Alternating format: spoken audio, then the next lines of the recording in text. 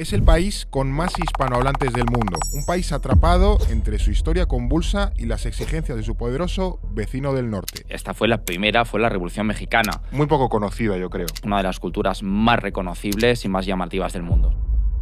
Un país fascinante, muy complejo, muy complicado, muy convulso, pero del que vamos a hablar en profundidad hoy. Se descubre una fosa con restos humanos, víctimas del cártel. Está demasiado subordinado a Estados Unidos para despegar por sí solo, así que vamos a explorar esas contradicciones. Tiene una población de 129 millones de habitantes, la posición número 11 a nivel mundial. También es el país donde más hispanohablantes hay en el mundo, más que España, Colombia y Argentina juntos. Pero al final Hernán Cortés consigue derrotar al Imperio Azteca y establecer la primera gran colonia española en el continente americano. Tanto Trump como los presidentes anteriores han pedido a México que ejerza de estado tapón para los migrantes que vienen del sur. Es el país con más hispanohablantes del mundo. La cuna de la primera gran revolución del siglo XX. Su tamaño, su economía y su ubicación estratégica le pronosticaban un futuro brillante. Y durante un tiempo parecía cumplirlo. Sin embargo, hoy los titulares son otros. Violencia, narcotráfico, desigualdad, pobreza. Un país atrapado entre su historia convulsa y las exigencias de su poderoso vecino del norte. Por eso hoy, en No es el fin del mundo, hablamos de México, la gran potencia frustrada. No es el fin del mundo, el podcast semanal del orden mundial.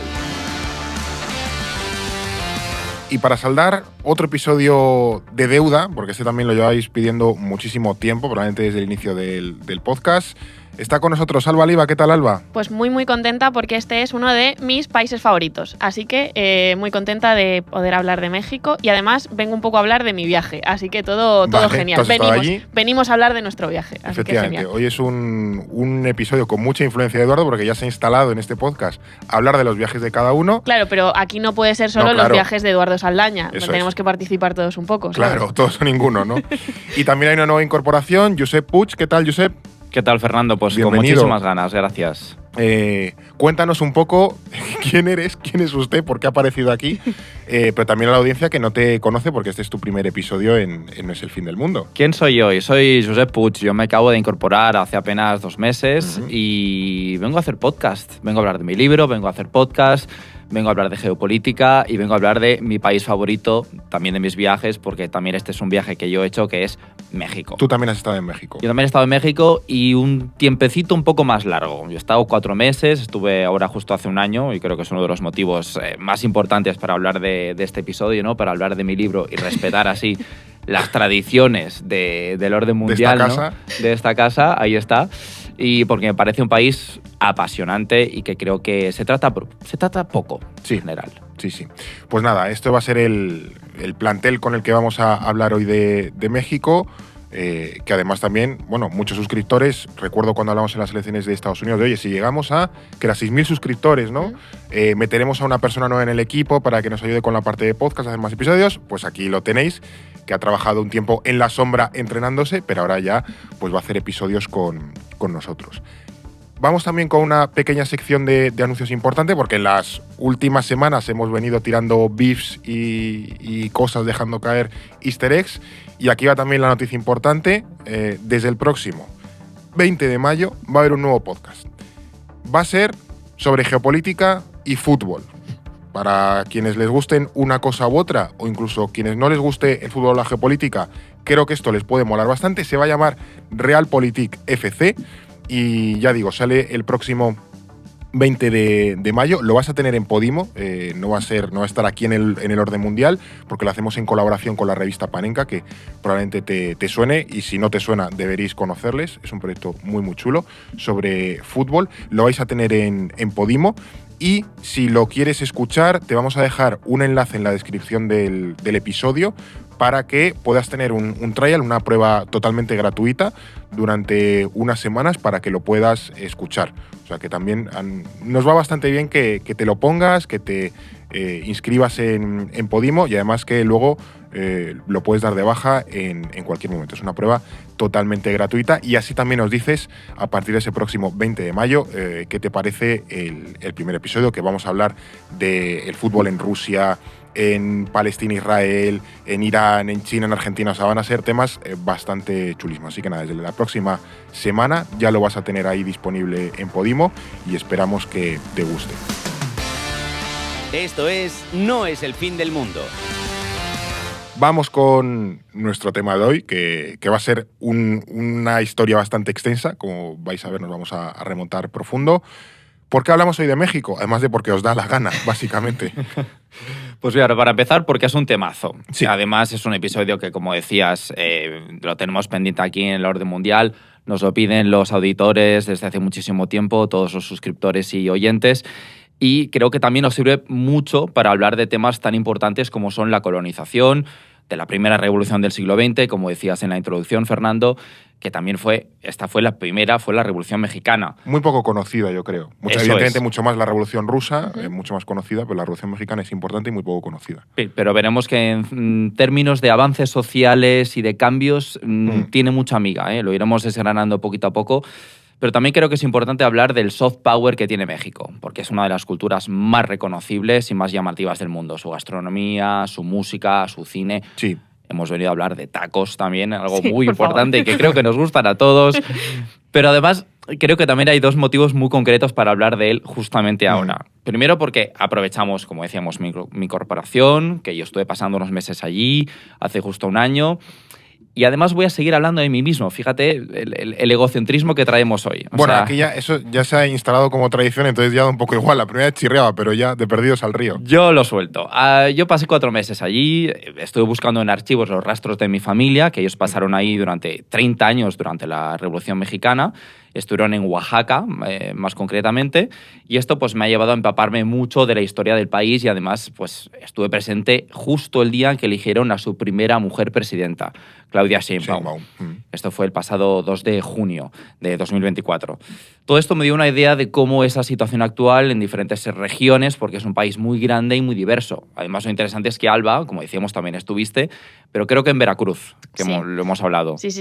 Josep, yo creo que puede ir contando en otros episodios más adelante todo el tema de él y su búsqueda familiar por México, porque la verdad es súper interesante. Y eso, es que es un país fascinante. Te viene un libro. Sí. Y bueno, sí, yo estuve en el estado de Veracruz, más concretamente por toda la zona de Jalapa, y me enamoré perdidamente del país. Pasando mucho calor.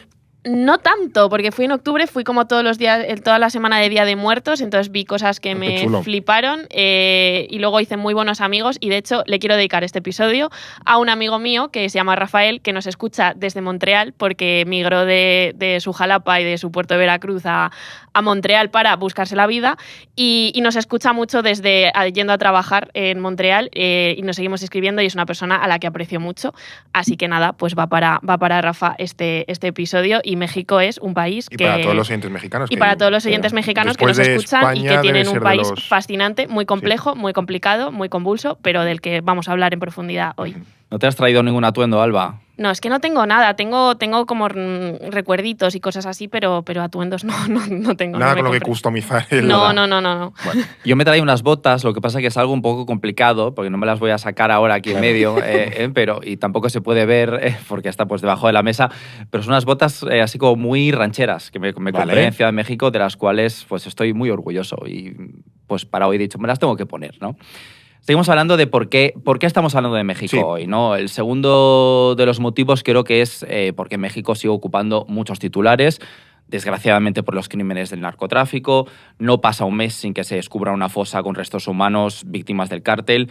Y además de esto, también porque Trump los amenaza con una intervención del ejército, además de que ya les ha impuesto unos aranceles del 25% a casi el 80% de los bienes que exportan. Y también hay un tercer motivo, que es que tan solo por su tamaño, su peso y su diversidad, México ya es merecedor de este ratito, que va a ser largo, en No es el fin del mundo. Lo hablábamos mientras preparábamos el capítulo, pero porque a diferencia de países como Brasil o la India, que tiene una población mucho menor, pero con mucho mayor, pero con unas características similares, pues México no ha acabado de despegar totalmente como potencia, ¿no? Porque es demasiado grande para ser ignorada, pero está demasiado subordinado a Estados Unidos para despegar por sí solo. Así que vamos a explorar esas contradicciones que afronta el país y que son interesantes. Es verdad que tiene un PIB bastante grande, tiene muchísima población, tiene un territorio extensísimo, pero luego, pues efectivamente, no, como que le cuesta jugar en la liga en la que quizá debería estar por su tamaño, peso, etcétera, etcétera. Vamos antes también para situarnos, porque también, al final, quienes nos escuchan en No es el fin del mundo son mayoritariamente españoles y creo que en España tenemos un déficit de comprensión con México, es decir, es un país muy grande en muchos aspectos y no lo conocemos bien, así que vamos con algunos datos o algunas referencias para que quienes nos escuchan luego al mencionar algunos nombres o algunas referencias, sí tengan claro a qué nos referimos al hablar de México, claro. Lo primero es hablar de geografía, Fer. Aquí los que sepan mucho dirán, esto es obvio, o incluso me querrán echar a los leones, pero os sorprenderíais de la gente que se equivoca con esta cuestión tan básica, que es México está en Norteamérica, no está en Centroamérica, ni mucho menos en Sudamérica. Esto les ofende muchísimo. Cuando les dices que están en Centroamérica o Sudamérica, dicen ¡no! No es posible, nosotros no, somos del norte, ¿no? Ahí está. Sobre todo tenemos un mapa maravilloso en EOM donde se puede consultar el mapa físico del país, que ahora vamos a proyectar. Tiene una población de 129 millones de habitantes, lo que se coloca en la posición número 11 a nivel mundial. No está mal. 129, que se dice pronto. También es el país donde más hispanohablantes hay en el mundo, más que España, Colombia y Argentina juntos. Sí, que esto es importante, que al final 129 millones de habitantes es más del doble, incluso casi el triple de lo que tiene España de habitantes. Que aquí, fíjate, que siempre que entras en alguna página web y ves español, ¿no? Hay que seleccionar tu idioma. Por ejemplo, a los portugueses ya les ha pasado que les ponen la banderita de Brasil. Claro. A nosotros aún no nos ha pasado, pero yo creo por peso podrían perfectamente. Sí. Tranquilamente. En superficie, tiene casi 2 millones de kilómetros cuadrados. Esto, imaginaros, es como Francia, España y Alemania juntas y un poquito más. En PIB ocupa el puesto número 13, aunque, como decía Salva, pese a este tamaño no llega a la capacidad productiva ni de India ni de Brasil. Claro, esto es importante. Aquí hemos desgranado algunos datos interesantes para que te puedas situar un poco. También, si no te pillamos en el coche, pues el mapa que hemos proyectado de México te va a ayudar bastante a situarte en términos geográficos cuando hablemos de ciertas cosas. Pero creo que sí que es importante empezar un poco por la historia de México para entender cómo ha ido desarrollando su propia trayectoria y acabando pues siendo lo que es hoy. ¿Cómo empieza todo esto de México? Bueno, también el México contemporáneo, ¿no? Porque en algunos episodios no nos hemos remontado al Imperio Romano. Aquí México nace en el siglo XIX a principios, pero sí que es importante que mencionemos que en lo que llamamos Mesoamérica ya existían civilizaciones bastante avanzadas mucho antes de la llegada de los españoles y eso también tiene una influencia en el México posterior. De hecho, además es que son civilizaciones con una cultura muy rica y muy interesante, ¿no? Algún día, esto también es otra de nuestras promesas, algún día hablaremos de estas civilizaciones más en profundidad, sí. Pero no, de momento unas pinceladas, ¿no? Y aquí la historia pues, nos puede ayudar a entender cómo se identifican los mexicanos hoy en día o directamente quiénes son, porque eso también habla mucho de esa identidad mexicana. Lo primero que le sonará a todo el mundo es la colonización que comienza en 1521 de la mano de Hernán Cortés, que llega a la península de Yucatán procedente de Cuba, y allí se encuentra con una civilización en claro declive que eran los mayas. Están exhaustos no solo por sus propios conflictos internos, sino también por los abusos de otra civilización que son los aztecas, ¿no? Una civilización rival. Desde su capital, Tenochtitlán, perdón por la pronunciación, lo que hoy conocemos como la Ciudad de México, los aztecas extienden su dominio pues, a fuerza de miedo y esclavización de otros pueblos indígenas. Ellos tenían ahí sus propias dinámicas geopolíticas. Claro, al final era un imperio en expansión que era bastante muy cañero. Complejas, ¿no? Claro. Y bueno, para muchos de estos pueblos la amenaza azteca era una constante porque bueno, les piden tributos y también personas para sus sacrificios humanos. Así que cuando llegan los españoles, los mayas y otros pueblos sometidos ven en ellos una oportunidad para librarse de esa opresión. Hacen ese cálculo estratégico, ¿no? Claro. Dicen que se llegaban a cargar hasta 10.000 personas en 2 o 3 días. O sea, una barbaridad. Claro, por lo que sea, estos pueblos no les terminaba de convencer esa historia de, bueno, vamos a regalarles 10.000 personas a los aztecas para que les abran por la mitad. No eran muy amables, ¿no? Claro. Entonces, aquí los españoles o los conquistadores castellanos se aprovechan de la situación, pero aquí creo que una pregunta que surge de manera como muy recurrente cuando se habla de la colonización y el enésimo debate de si hay que pedir perdón o no, que no vamos a entrar en esto, es cómo los españoles consiguen conquistar todo el territorio, un territorio tan inmenso y derrotar a un imperio tan grande y tan poderoso cuando eran 4. eran muy poquitas personas las que unos 600 allí. hombres, si no me equivoco. Por eso. Claro, o sea, al final aquí está esta idea de que ellos consiguen el apoyo de esos varios pueblos indígenas rivales de los aztecas que quieren hacer caer al imperio azteca. O sea, hay una coalición, Eso es. Luego, obviamente, eso se les vuelve en su contra, ¿no? Esa decisión. Claro. Pero al final, Hernán Cortés consigue derrotar al imperio azteca y establecer la primera gran colonia española en el continente americano, que es el Virreinato de Nueva España. Aquí nos hemos saltado mucha historia, pero es que tenemos que avanzar. Y desde allí, los españoles organizaron su dominio a través de encomiendas y reducciones, que eran sistemas diseñados para explotar el trabajo indígena bajo la excusa de su evangelización. El territorio bajo control se extiende rápidamente, abarcando no solo el actual México, sino también grandes zonas de Centroamérica, el Caribe y buena parte de lo que hoy es Estados Unidos. Y este virreinato tiene mucha importancia geopolítica gracias a su posición estratégica que conecta dos océanos, el Atlántico y el Pacífico. O sea que lo que hoy es México en esa época era una especie de encrucijada de expansión hacia el terrestre, hacia el norte y el sur, hacia lo que es Estados Unidos y luego también hacia el istmo centroamericano, pero luego también este y oeste del Caribe hacia el Atlántico y luego ya toda la apertura hacia el océano Pacífico, o sea que tiene una importancia geoestratégica muy importante. Y es el punto de partida para luego llegar al Virreinato del Perú y a todo el resto de Sudamérica. Efectivamente. Muy importante. Eso es. Además, la Nueva España se convertirá en la principal arteria de comunicaciones que organizará las expediciones y el comercio hacia Filipinas, otra colonia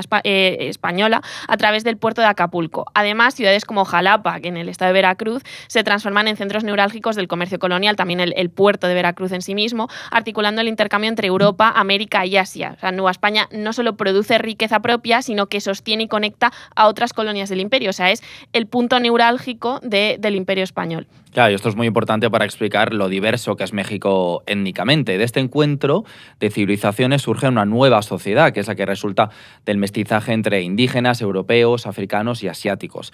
O sea, también por entender este popurrí, de Asia viene gente. O sea, no solo las colonias, sino que también entiendo que llegan trabajadores y luego también se traen esclavos desde África, para el Caribe desde luego, pero también en México. Y de Filipinas vienen no tan solo esclavos, sino que vienen también personas, ¿no?, que llegan a Ciudad de México. Y de aquí un dato curioso, un fun fact, que es que en la Ciudad de México, lo que es en el Zócalo, se organizaba pues lo que es el mercado, donde traían pues todas las mercancías que venían de todo el imperio. Y ahí, a un lado, los productos que no tenían ningún tipo de impuesto se los llamaba baratijos. Y estos productos, lo que es la baratija que conocemos hoy en día, viene de Filipinas. Esa es la etimología del palabra, mote. Del exacto, término. Ahí está. Fíjate. Esto por un lado. Y por el otro están los que, bueno, tenemos esta mezcla, ¿no?, esta mezcolanza de tribus indígenas, europeos, de gentes, africanos, de asiáticos, o sea, de todo. Y luego están los que no se mezclan, no vaya a ser. Esos son los criollos que ocupan los altos mandos de la colonia, tienen explotaciones tanto agrícolas como mineras. Vamos, los que dirigen el cotarro. O sea, esto es la élite, básicamente. Ahí está. Vale. Y ojo, porque estos líderes, spoiler, con el tiempo irán ganando peso y poder hasta disputar el liderazgo a los propios de la península, que son los que gobiernan. O sea, esta gente era un poco los herederos de los españoles que no se habían mezclado con los indígenas o inmigrantes que habían llegado a la colonia, al virreinato. Eso es, y de apellidos compuestos y ese tipo de cosas, ¿no? Así Exacto. como muy pomposos. Vale, y acelerando mucho, o sea, dándole al por 4, básicamente, de velocidad, llegamos a la invasión francesa de España, con el hermano de Napoleón, José I, ocupando el trono, y aquí empieza un poco a descomponerse la estructura colonial y a nacer toda la estructura de Estados-nación americanos. ¿Cuándo y cómo empieza a desmontarse todo ese sistema colonial? Claro, estos criollos, cuando ven este vacío de poder en España, no saben a quién tienen que obedecer, ¿no? Claro. Dicen, bueno, ya no hay jefe, ¿y ahora qué? VII, José I, Napoleón, uy, qué lío. Claro, ¿cuál de ellos? Y empiezan a pensar que se pueden gobernar a sí mismos, ¿no? Y aquí surgen las figuras que seguro que os suenan, ¿no? Están en los billetes si habéis estado en México, Miguel Hidalgo, José María Morelos, que son dos curas criollos que lo que hacen es aprovechar esta situación para sublevarse contra los peninsulares que gobiernan el virreinato. Pero en realidad, ¿qué es lo que buscan? Lo que buscan es beneficiarse a sí mismos, beneficiar esa élite criolla sin contar con los indígenas ni con los campesinos. ¿Pero qué ocurre? Aquí viene el primer plot twist de la situación. Se les descubre el pastel rápidamente y entonces tienen que adelantar su insurrección. Entonces ya dicen, bueno, no nos queda otra que contar con todo este pueblo llano, ¿no?, que en un principio habíamos dejado de lado y ahora pues nos sirve para poder luchar contra los peninsulares. Esta rebelión se conoce como el Grito de Dolores, fue reprimida muy duramente, como os podéis imaginar, por las fuerzas españolas. Esta no sale bien, básicamente. No. Les pillan es un fail total. Y les defenestran. Básicamente es un fail total, sí. Y entonces, ¿después qué ocurre? Porque ya hemos tenido un intento fallido, no sé en qué año exactamente es este grito de Dolores, pero no ha habido independencia. No ha habido independencia, esto es 1808, si nos tenemos que poner rigurosamente históricos, 1910, pasan 10 años en los que hay pequeñas insurrecciones, pero que realmente no llegan a nada, y entonces aquí sí que tenemos que esperarnos, lo que decía, 10 años y situarnos en 1820, cuando ya llega el famoso rey Fernando VII, que es obligado a jurar la Constitución Liberal de Cádiz, sí. Y como es una constitución que lo que hace es recortar el poder de las élites conservadoras en las colonias, esto incita a que se cambien de bando estos criollos y se unan a los insurgentes que antes habían reprimido duramente, ¿no? Claro, como si vuelve este tío, pues ya entonces ya sí quiere independencia. Cuando estaba un poco a miere, no, pero ahora sí. Ahí está, y ahora dicen, pues ahora sí, te proclamo la independencia, mantengo mis privilegios. ¿Por qué? Pues porque he conseguido mi propio Estado. Claro. Lo interesante aquí, que esto lo discutimos mucho cuando estuvimos preparando el episodio, era que a lo mejor en México, quizá al contrario que en otras regiones o colonias de España en América, todavía no había un sentimiento identitario o nacionalista muy fuerte y tuvieron un poco que independizarse, no decía a la fuerza, pero sí un poco por las circunstancias, que a lo mejor en otras zonas u otros líderes, quizá Bolívar sí tenía una visión más clara de qué quería, y estos no tanto. Fue como, bueno, hay un vacío de poder, pues vala. Que es vacío de poder y mantener privilegios, claro. ¿no? Y luego, pues obviamente, eso va arrastrando a más gente, pero sí, a nivel inicial, por lo menos en este 1808-1820, pues lo vemos de forma clara y es súper curioso. Claro, pero aquí en esa década, a partir de 1820, ya tenemos un México independiente. Vamos a hacer también otro salto hacia adelante, porque vamos a ir un poco rápido en esta época. Ya tenemos una especie de élite criolla que es la que gobierna ese nuevo México, no el nuevo México de Estados Unidos, sino el nuevo con minúscula. Y la situación de los indígenas, de los campesinos, de las clases populares, en definitiva no cambia demasiado. Para eso nos tendremos que esperar a 1910. Ya iremos más adelante a eso con el estallido de la Revolución Mexicana. Pero antes hay otros hechos, momentos que sí son muy influyentes en el futuro del país y su identidad. Vamos a explicar un poco qué pasa en esos años, por así decirlo, de lo que queda del siglo XIX, de cómo se va formando México y qué ocurre para marcar su futuro. Aquí hay que tener presente que apenas han pasado 30 años desde que el país ha declarado la independencia y se suceden los gobiernos pues, muy breves y frágiles, ¿no? Sí. Se empieza por un imperio, se sigue por una dictadura, se aprueba una república y se establecen los bandos de liberales y conservadores, una división que se establece tarde en comparación con otros contextos europeos o latinoamericanos. Y aquí nos situamos en 1846, donde Estados Unidos ya ha comprado Luisiana y Florida, se ha anexionado Texas y ahora proyecta sus ambiciones territoriales hacia el oeste. Vale, y sabemos, porque aquí lo hemos contado en otros episodios, ahí está el del intervencionismo estadounidense, creo que el de la geopolítica también de la independencia de Estados Unidos, que al final Estados Unidos la acaba declarando la guerra a México, le invade y se queda pues, con un troncho enorme del país. Pero profundicemos un poco en esto. ¿Qué le lleva a Estados Unidos a declararle la guerra a México? ¿Cuál es el motivo o el trasfondo real de todo esto? Pues usa el ataque de unos soldados mexicanos a unos estadounidenses, según ellos, en el territorio de Texas. Sin embargo, los mexicanos se defienden diciendo que era territorio mexicano. Resultado, empieza la guerra. O sea, sí. Lo que vemos que es que a Estados Unidos le interesaba expandirse hacia el sur. Dijo, bueno, ¿cuál es el pretexto? Y iniciaron una guerra, ¿no? Apisonadora total. Efectivamente. Me ha mirado mal. Me ha mirado mal y entonces pium pium. Pues claro. Un poco esta idea. En poco tiempo, el ejército mucho más preparado y profesional de los Estados Unidos derrota al mexicano, que llega hasta Ciudad de México y se anexiona todo el territorio del norte, que para que os hagáis una idea, además del México de hoy en día, ocupa 6 estados del sur o del suroeste de Estados Unidos, incluyendo California y Nuevo México. Vamos a proyectar un mapa en el que se entiende perfectamente el límite de los territorios, que es esta Norteamérica antes de Estados Unidos, para que os hagáis una idea de lo grande que era el territorio mexicano hasta entonces. Y bueno, como el troncho grande que les comió Estados Unidos en este momento a mitad del siglo XIX, que es clave en su historia. Claro, aquí, ya digo, en ese episodio del intervencionismo creo que lo comentamos, también creo que ha salido en algún episodio de preguntas y respuestas de por qué lo hace. Estaba la cuestión de la esclavitud, ¿no? De sí. Texas, querían anexionarse nuevos territorios para ver si eran territorios esclavistas o no.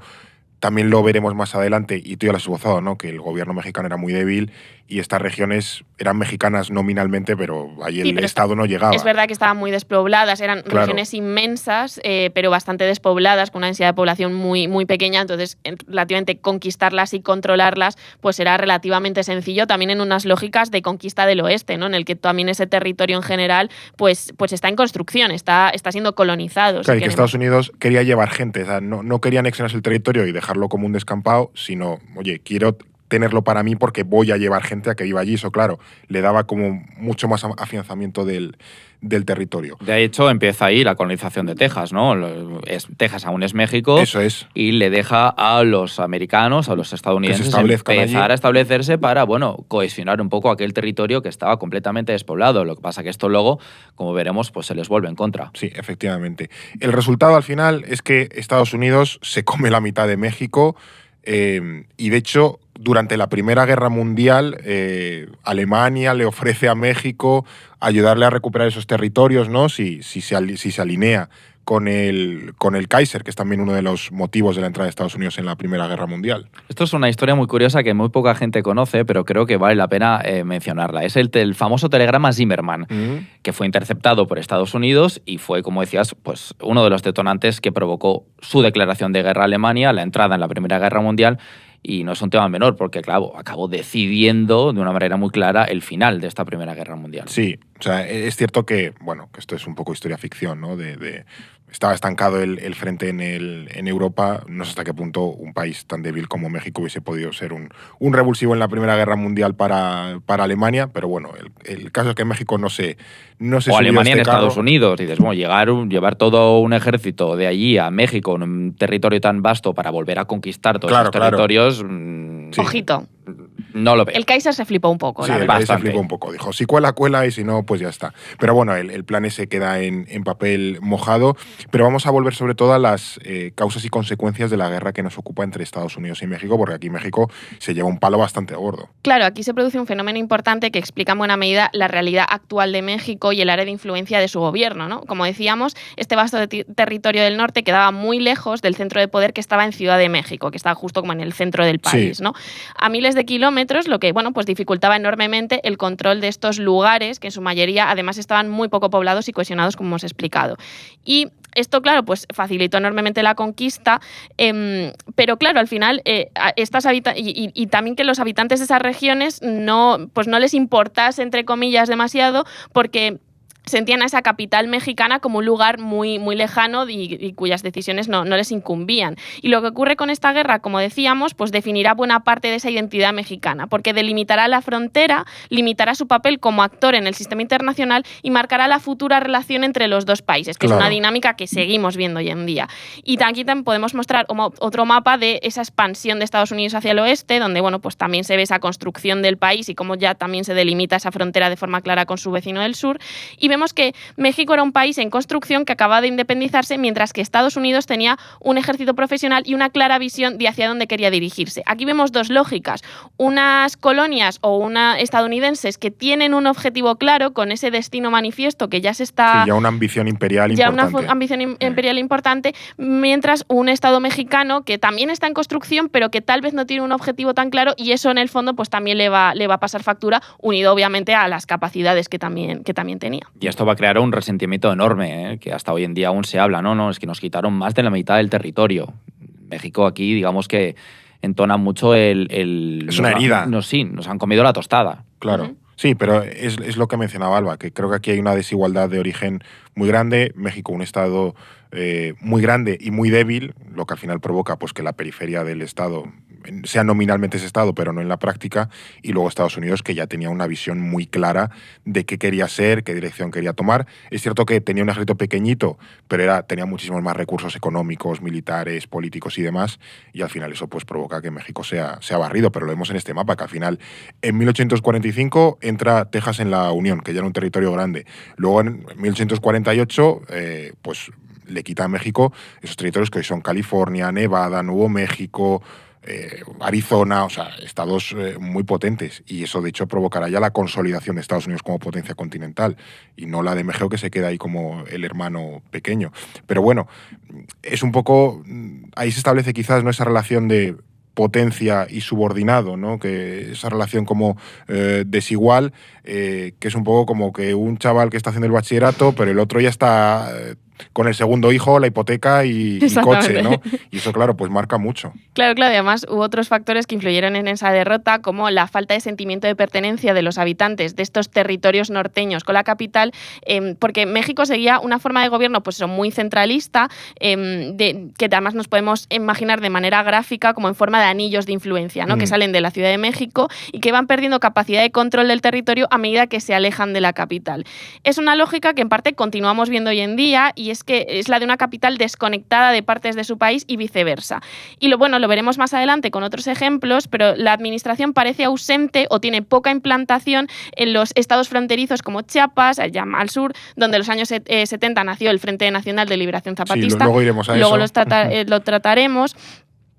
O en el norte y en partes del Golfo, pues por ejemplo, ahí son los cárteles quienes controlan la mayor parte del territorio, al menos de manera indirecta o encubierta, supliendo las funciones del gobierno. Entonces, por eso, cuando hablamos de México, muchas veces también hablamos de estado frágil. Y llama la atención porque la Ciudad de México, y esto lo puede decir Josep, es una ciudad absolutamente inmensa, es una cosa como que no tiene fin. 20 millones de habitantes, ¿no? 23. Para mí, toda el área metropolitana. Yo no la visité, pero aterricé, o sea, volé a ella y despegué de ella, y cuando la ves desde el aire no tiene fin, o sea, no está delimitada en el territorio. Oye, como Tokio. Sí, o sea, tú cuando sales, por ejemplo, despegas de Madrid... O como Coruscant. Claro. Que es esto ciudad. Esto ciudad. Pues cuando sales de Madrid, tú puedes ver Madrid delimitado ves el campo. Ves el campo. Sí. En Ciudad de México no ocurre esto, y a mí esto me voló la cabeza completamente. Entonces llama la atención cómo algo tan grande, tan inmenso, luego en el fondo está inserto en un territorio todavía más grande que no llega a controlar. Y eso es muy curioso. Claro, de hecho, cuando llegas con el avión, de repente, ¿no?, sales de las nubes y ya ves la Ciudad de México, ¿no ves? Empieza una consecución de edificios constantes y estás así 10 minutos hasta que no llegas al aeropuerto. Esto se suma que está pues, a más de 2.000 metros de altura, y esto pues refuerza aún más esa idea, ¿no?, de que llegas y ves esa capital tan extensa. Creo que tiene la calle más larga del mundo, ¿no? También Ciudad de México, creo que sí. ¿No? Es de las más largas, no es la más, pero es de las más largas. Creo que si intentas andarla, que es una de ellas es Los Insurgentes, Avenida de los Insurgentes, creo que... Tienes que hacer noche. Sí, poner un campamento en medio, porque si no llegas. Joder. Una maratón te daría, o más. No, pero es que eso al final... parece aquí un poco la coña, pero eso al final te marca mucho la capacidad de gestión y la cantidad de recursos que tú tienes que destinar a proveer a esa gente de servicios, pero también a utilizarles, yo qué sé, para el ejército o para generar una economía, en fin, que es un reto importante tener una urbe o un país así, de tales dimensiones. Claro, y una cosa es controlar lo que es la Ciudad de México, su estado, ¿no?, lo que antes se llamaba el DF y ahora es la Ciudad de México, que es una nueva entidad, y luego controlar todo lo que es el Estado mexicano, todo lo que es el país. Como decíamos, tienes esa sensación de desconexión con el norte cuando tú vives en Ciudad de México. En el anterior trabajo en el que estaba, yo trabajé en un evento que se tuvo lugar en Tijuana, y la sensación que tenía la gente que organizaba ese evento en Ciudad de México es que no tenían ni idea de lo que pasaba en Tijuana, ¿no? Realmente tenías que entrar en contacto con las entidades locales. Claro, son unas zonas fronterizas, además, un poco más complicadas porque es donde realmente opera el narcotráfico.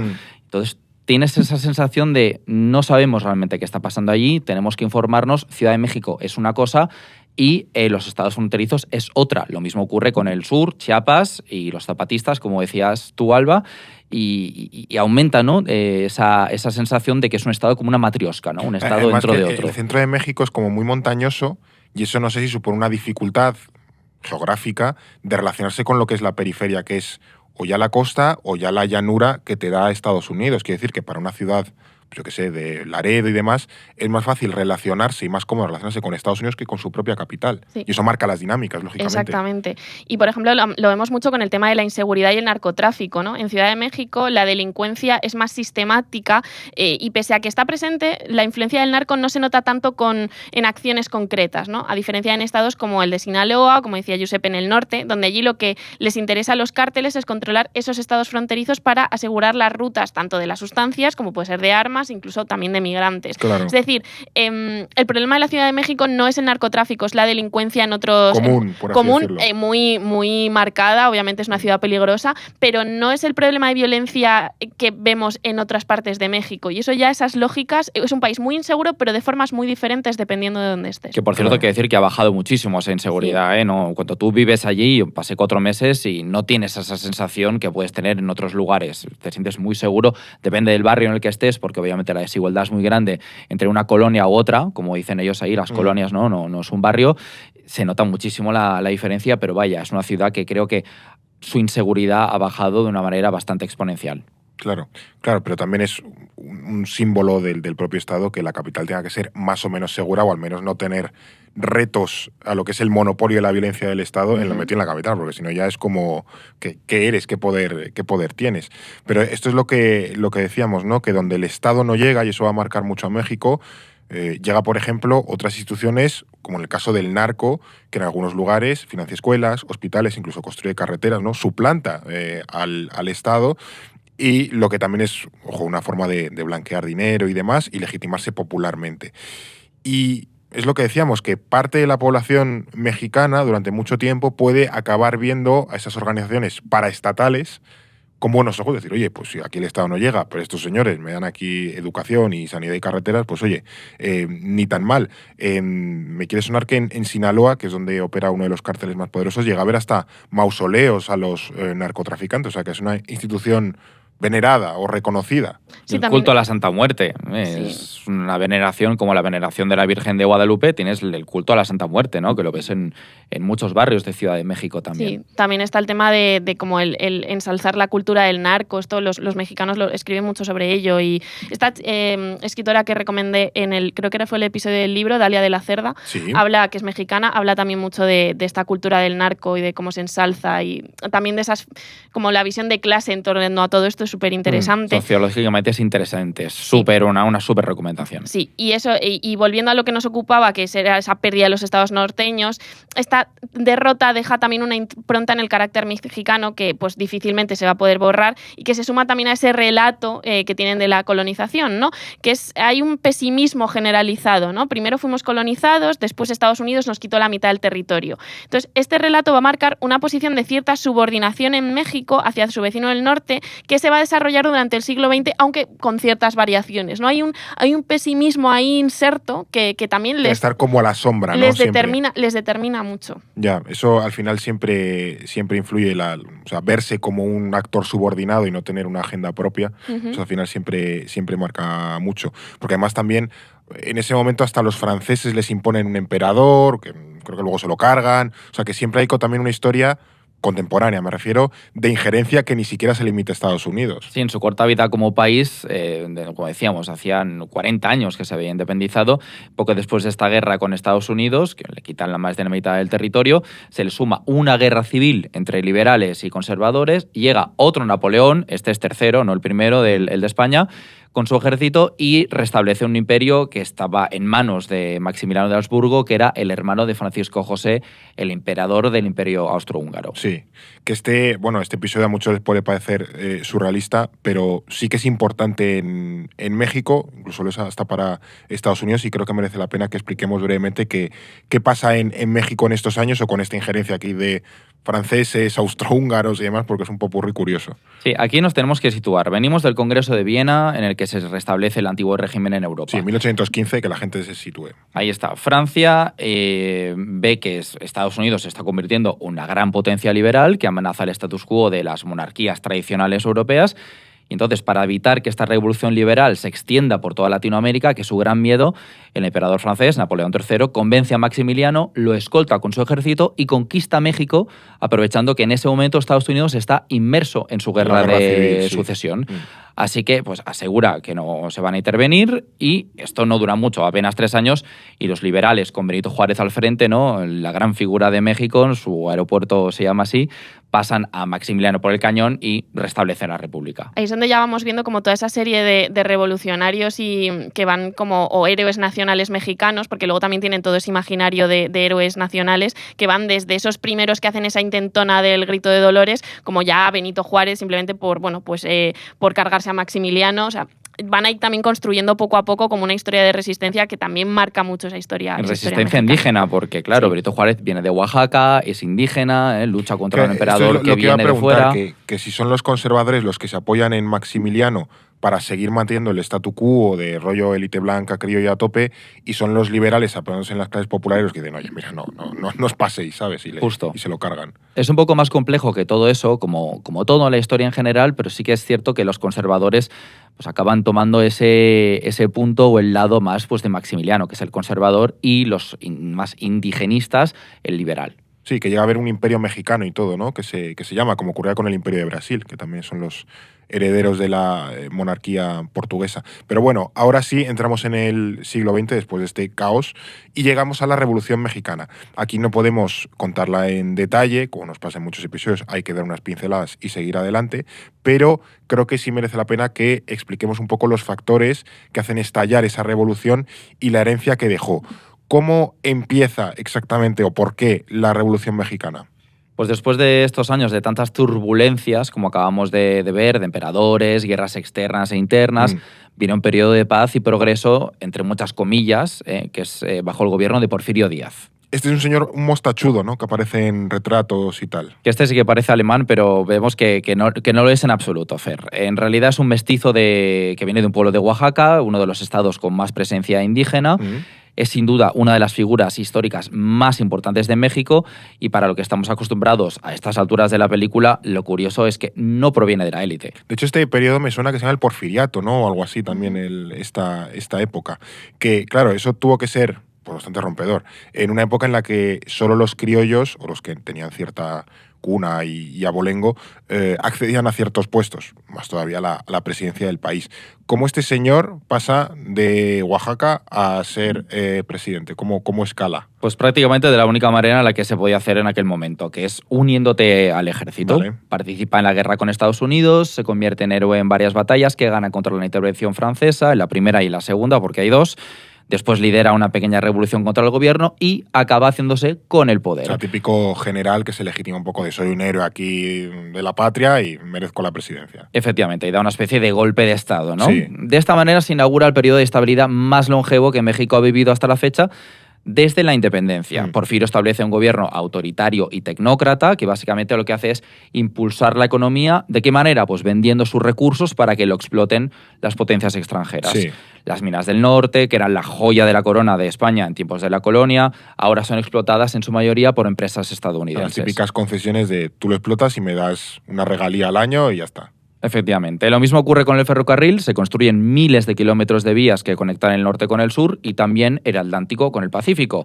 Hasta el punto que, atención, Estados Unidos llega a plantearse construir un canal transoceánico alternativo a Panamá en el istmo de Tehuantepec. Es como la parte más estrechita de México, ¿no? Al sur.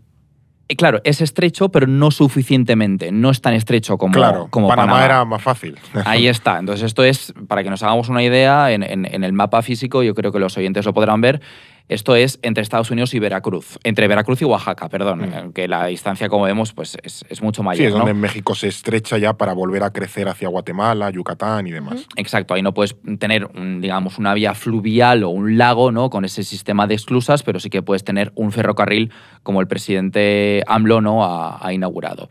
¿Qué pasa? Pues que todo esto se traduce en un boom económico para México, aunque, oh sorpresa, tan solo beneficia a las élites y especialmente a las extranjeras. De manera que los campesinos siguen siendo explotados de mala manera y los indígenas son esclavizados y despojados de territorio, de su territorio enviados a la otra punta del país para trabajar en campos, ¿no? O sea, como que México empieza a ser un país más rico, pero también es un país mucho más desigual en esa época de crecimiento. ¿Y qué es lo que caracteriza este gobierno de Porfirio Díaz?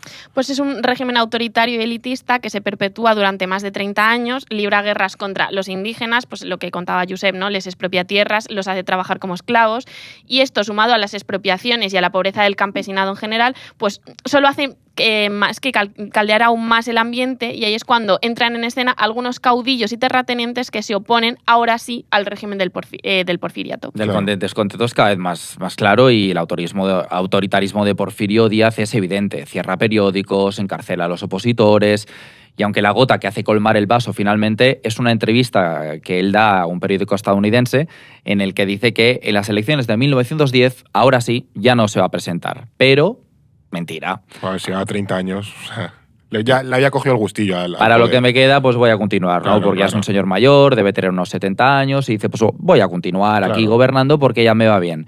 Y acaba religiéndose a sí mismo. Muy esto, bien. en contra de lo que había dicho. ¿Qué pasa? Que esto lo que provoca pues es la chispazo final que hace estallar la revolución, que empieza por el norte, como siempre liderada por un criollo que diríamos entonces, ahora pues es un terrateniente, que es un candidato frustrado a esas elecciones, que se llama Gustavo Madero. O sea, que también esto nos muestra un poco que la tensión centro-periferia sigue vigente, ¿no? Y que hay élites locales o regionales de la periferia de México que no tienen buena relación con el poder central y que a poco que surge la oportunidad intentan suplantarlo, ¿no? Aquí ya parece que tenemos la revolución montada, pero ¿quién es este Gustavo Madero? Pues es uno de los terratenientes más ricos de México, que había sido candidato a las elecciones y que quiere restaurar la democracia.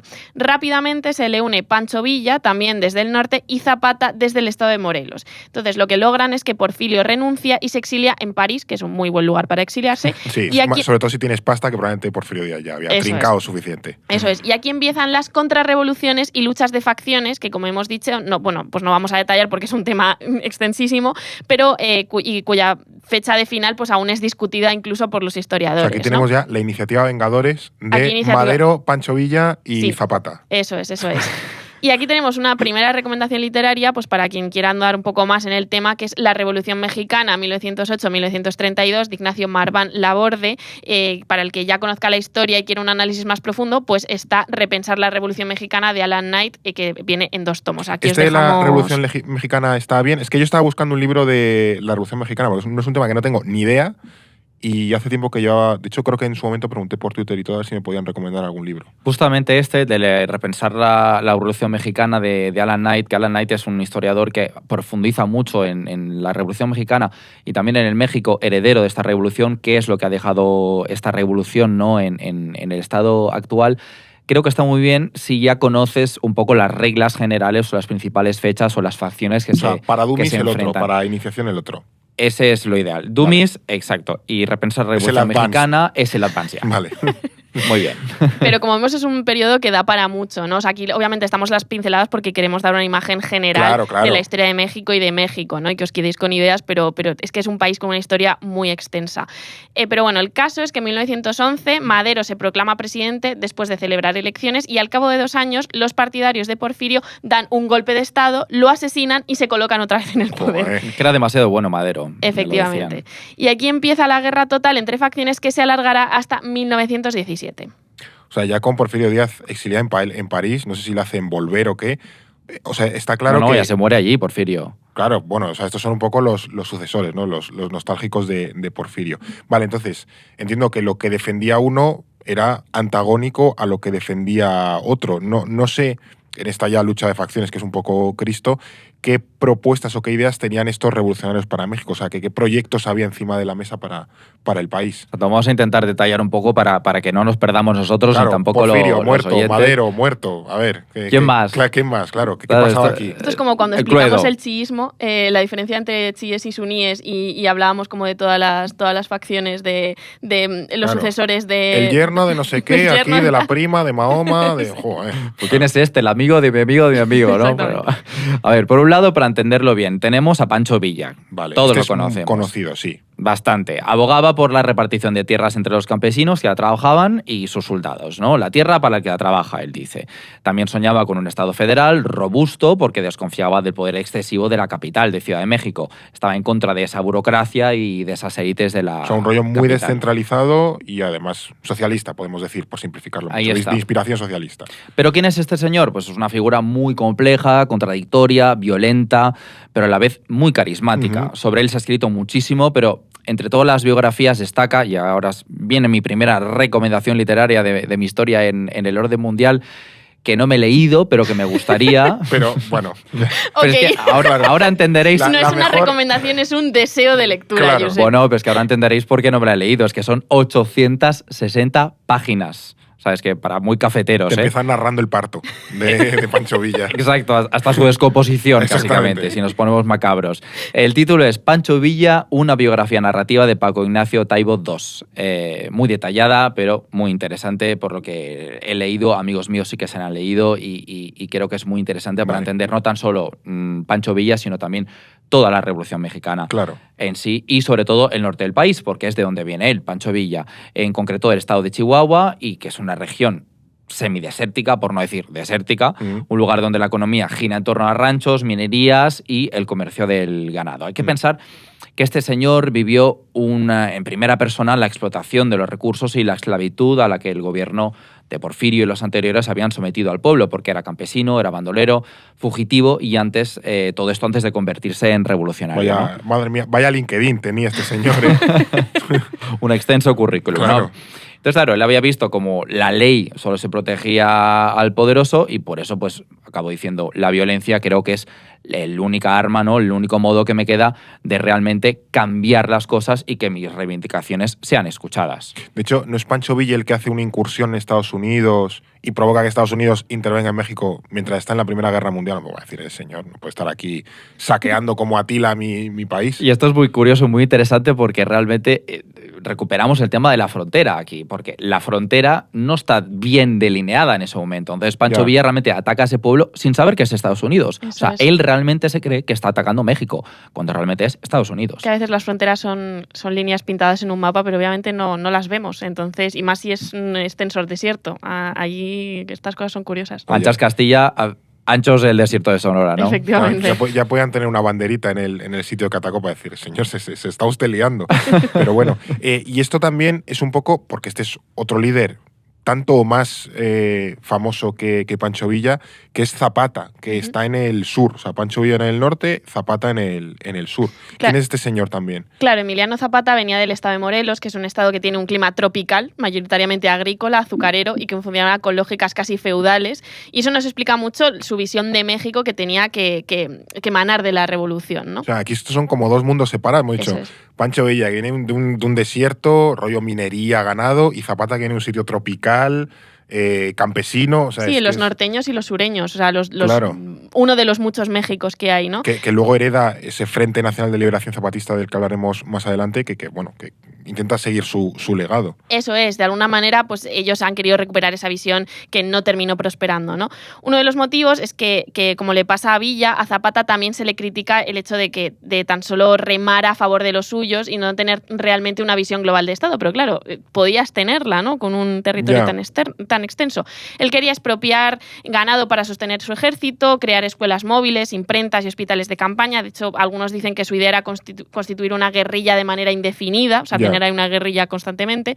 Y por ello se ha llegado a especular sobre si su sistema era realmente sostenible, porque en realidad como bandolero parecía que solo le interesaba continuar haciendo la guerra, ¿no? Generar casi como una guerrilla que funcionase y se alimentase a sí misma. Ya, de manera perpetua, ¿no? De manera perpetua y no necesariamente una construcción de Estado. Pero bueno, aún así, pues es uno de los proyectos revolucionarios que son más influyentes en ese momento. Sí, en términos ideológicos o programáticos sí que tiene más influencia. Que al final, yo creo que es interesante, ¿no? El contraste con Villa, que al final los dos tienen ideas revolucionarias, pero no aspiran a construir, no tienen una visión de país, sino que al final son una especie de caudillos de cierto toque intelectualoide que tienen un proyecto para lo que es al poder al que ellos alcanzan, que es una zona de influencia relativamente limitada, pero claro, de ahí a gobernar México, pues hay un trecho. Claro, es otra historia muy distinta. Y tener una visión de país en general, cuando tú realmente vienes de estos territorios tan alejados y tan diferentes entre sí, es bastante complicado. Digamos que, como en el caso de Villa, el de Zapata es un modelo que podría haber sido viable principalmente en estos estados, pero difícilmente lo puedes exportar. Que como estamos viendo, pues es una realidad muy compleja y muy diversa, pero vamos a explicar en concreto qué pedía Zapata. Sí. Él quería que México estuviera compuesto de un conjunto de pueblos autónomos, ¿no? Con la tierra en manos de quienes la trabajan y sin latifundios. Tiene mucha más carga ideológica de Villa, esto lo vemos actualmente, ¿no? con los zapatistas, con una visión mucho más anticapitalista. Uh-huh. El problema que se verá más adelante frente al modelo de los constitucionalistas es que, claro, él buscaba una justicia social inmediata. Él quería que las cosas ocurrieran ya, ahora mismo, y no tenía un plan concreto para rediseñar la estructura del campo. Desconfiaba mucho más que Villa del Estado central y buscaba que el cambio viniera siempre desde abajo, desde las comunidades, y no desde arriba como planteaban los otros revolucionarios. Sí, que ellos buscaban un poco apoyarse en el Estado. O sea, Zapata quizás era más populista, en el sentido de que viniese el cambio de abajo hacia arriba, ¿no? Efectivamente. Y, claro, no sé qué tal se llevan entre ellos o cómo se relacionan con el resto de facciones que había en la Revolución Mexicana, pero cómo se aunan las dos visiones, la villista y la zapatista por cada lado. Pues sobre todo porque se unen porque se les une un enemigo común, ¿no? Al final el enemigo de... Bueno, no voy a entrar en esa fórmula que me lo voy a liar, pero tenían un enemigo común y tiraron, ¿no? Está. Que era Victoriano Huerta, al que llamaron el usurpador, que es derrocado, y los revolucionarios toman el Palacio Presidencial, un momento que quedó inmortalizado en la famosa foto en la que vemos a Zapata y a Villa ocupando la silla del presidente de la República. Entonces ahí es como que lo que les unió realmente es a quién combatían, pero sus ideas estaban casi como destinados a seguir enfrentándose. Claro, que no había nada para después, por así decirlo, sino que es uno de los dos. Cuando te cargas al enemigo común es, bueno, pues ¿y ahora qué haces? ¿No? Eso es. Claro, ¿y ahora contra quién vamos? Esta foto es la más famosa de la Revolución Mexicana, realmente. Si alguien quiere buscarla, que realmente es súper interesante, ¿no? Y muy descriptiva, porque los ves ahí puestos, bueno, unos bandoleros que parece que están en el campo, pero están en la silla presidencial del presidente de la República. O sea, que a Madero se lo cargan los de Porfirio Díaz, llega este Victoriano Huerta, que entiendo que es otro dictador. Que está a favor de Porfirio Díaz. Claro, que es el que querían poner los de Porfirio Díaz, y a esto se lo cargan Villa y Zapata. Y Zapata, ¿no? Y este otro tercer actor, ¿no? Que es el más importante, del que vamos a hablar ahora, porque los vencedores, como vemos, pues esta paz no dura mucho, ¿no? Una vez derrocan a Victoriano Huerta, los vencedores se reúnen en la Convención de Aguascalientes, en la que nadie está de acuerdo con nadie, básicamente. El mejor gentilicio del mundo, el de Aguascalientes. ¿Cómo es? Hidrocálidos. Ay, es verdad. El mejor gentilicio del planeta. O sea, es imbatible. Se llaman hidrocálidos. Sí. O sea, creo que hay otro que es aguascalenteños o algo así, pero hay uno que está establecido que es hidrocálidos. Qué maravilla, o sea, esto no lo sabía. Respect a los hidrocálidos. Esto es para tatuárselo, vaya, sí, si eres sí, de ahí. Sí. A lo mejor hay gente a lo mejor hay hidrocálidos que nos escuchan. Ojalá un hidrocálido que nos escuche, por favor. Por favor, que nos digan algo, nos manden comentarios en redes sociales. Claro. ¿Por qué no se ponen de acuerdo toda esta gente?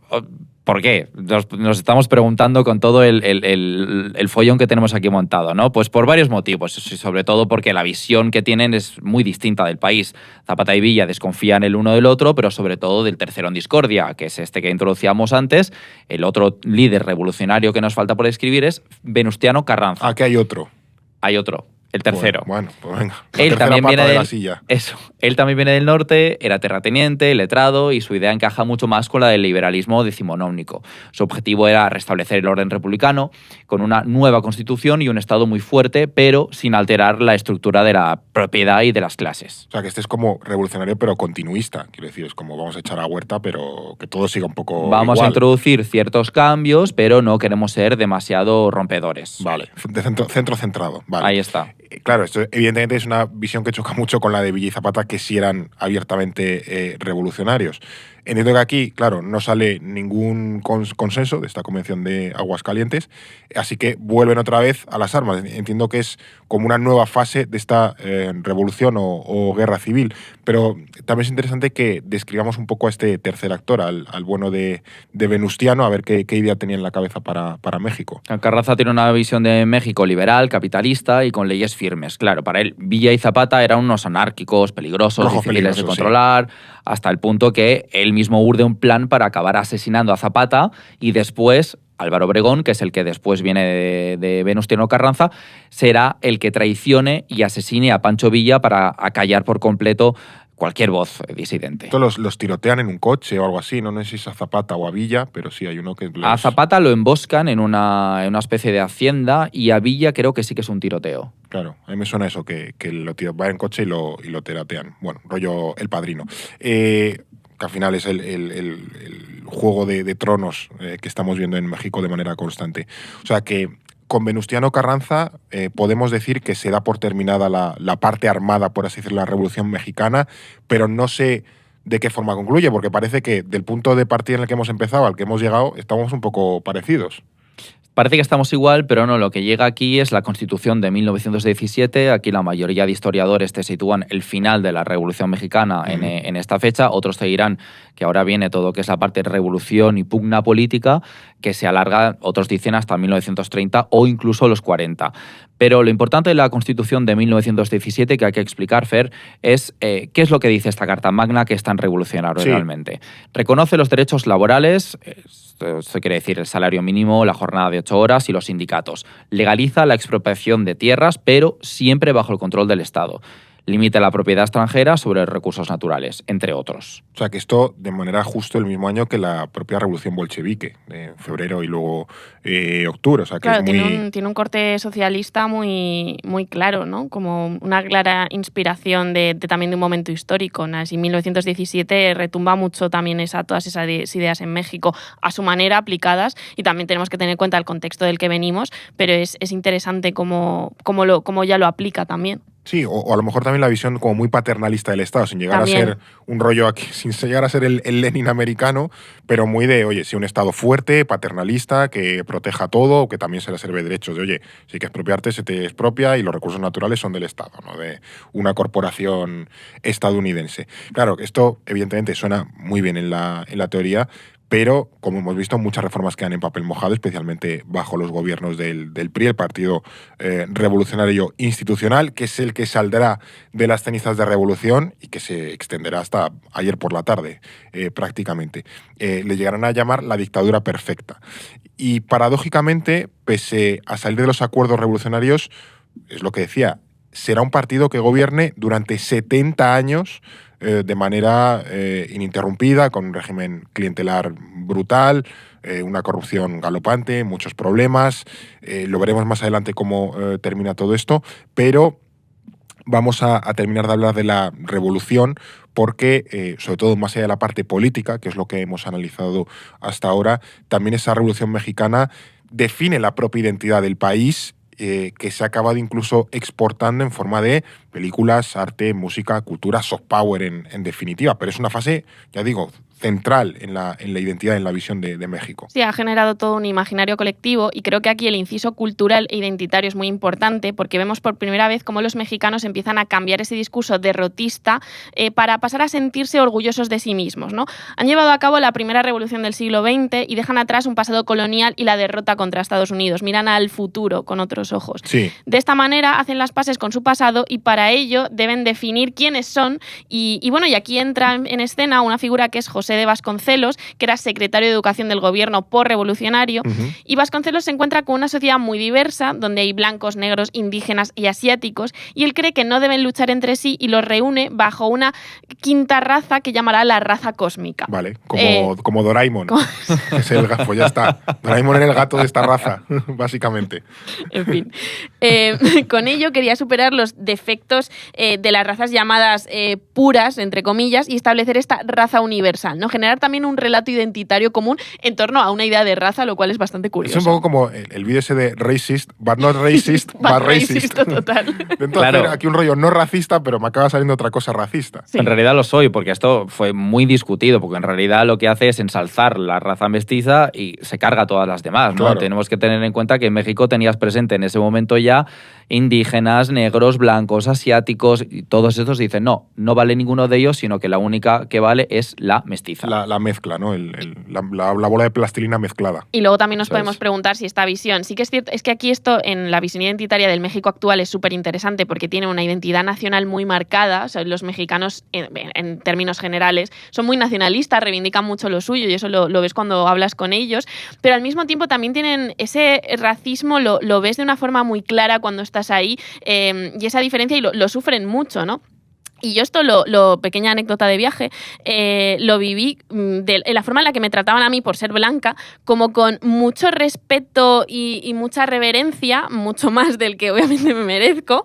Y por ejemplo, a niveles absurdos, como cruzar un paso de cebra con un señor que está parando el tráfico, y ahí pues espera que se acumule la suficiente gente como para parar el tráfico y la gente cruce. Entonces éramos yo, blanca y media población de Jalapa, y me dijo de pasar, o sea, fue como pase güerita, que güerita es blanca, ¿no? Como pase güerita, pase usted y todas las 50 personas que están aquí esperando a pasar este paso de cebra. Es un ejemplo estúpido. Un blanco por 20 mestizos. Un blanco por 20 mestizos y lo ves en en 2019 que fui, y lo ves con otros miles de ejemplos y también cómo se tratan entre ellos, qué expresiones utilizan. Qué códigos tienen, es algo que se ve de una forma muy clara, de lo que seguramente muchos mexicanos nos pueden hablar con más detalle, pero llama mucho la atención esa estructura social en torno a los tonos de moreno ya, que está muy implementada en la sociedad mexicana y es muy visible. Y lo de güerito y güerita, güero básicamente, eso ha traspasado al final lo que es el estereotipo y al final se acaba llamando a todo el mundo, porque luego yo estaba en México con otras personas pues que eran de origen indígena y también se les llamaba güeros. Al final era una manera de llamar, ¿no?, a alguien casi por su nombre, casi sí. como un, bueno, tú, tío, yo qué sé, pues sí, bueno. Claro, sí, pero que aquí ya tenía como el calificativo extra, ¿no? Aunque luego sea una palabra que se utiliza mucho, en plan, para todo el mundo, sí que tenía como claramente ese indicativo y me llamó muchísimo la atención. Luego también tengo un amigo del estado de Monterrey y me hablaba de señoras como de esas élites criollas que estaban obsesionadas con encontrar su ascendencia con nobles españoles. Y entonces estaba todo el mundo muy obsesionado con todo lo que pasaba en España y la nobleza española, y a mí me parecía absolutamente marciano, pero esa idea como de diferenciarte porque yo soy heredero de españoles, ¿no? Tengo sangre española. Hay como una dualidad identitaria, ¿no? De, oye, soy mexicano y mexicano antes que cualquier otra cosa, pero a la vez no soy como otros mexicanos. Eso es. Sino que tengo que separarme para, pues no soy como un, yo qué sé, indígena de Yucatán o un mestizo de Oaxaca, sino que, oye, yo soy blanco y mis ascendentes vienen de Castilla. Claro, y todas esas tensiones internas pues también añaden a que sea una sociedad muy convulsa, ¿no? Muy unida en muchas cosas, pero muy convulsa y muy dividida en otras. Y tienen ahí pues conviven con unas contradicciones constantemente muy, muy locas. Sí, que tampoco es una cosa propia suya, porque no, se ve en Estados países, Unidos, o sea, sí, que, oye, sí, estadounidense es lo primero, pero luego, claro, identidad blanca, identidad negra, es decir, ahí también hay una separación y unas microidentidades dentro de la identidad nacional que tienen que gestionar y a veces pues no es nada sencillo.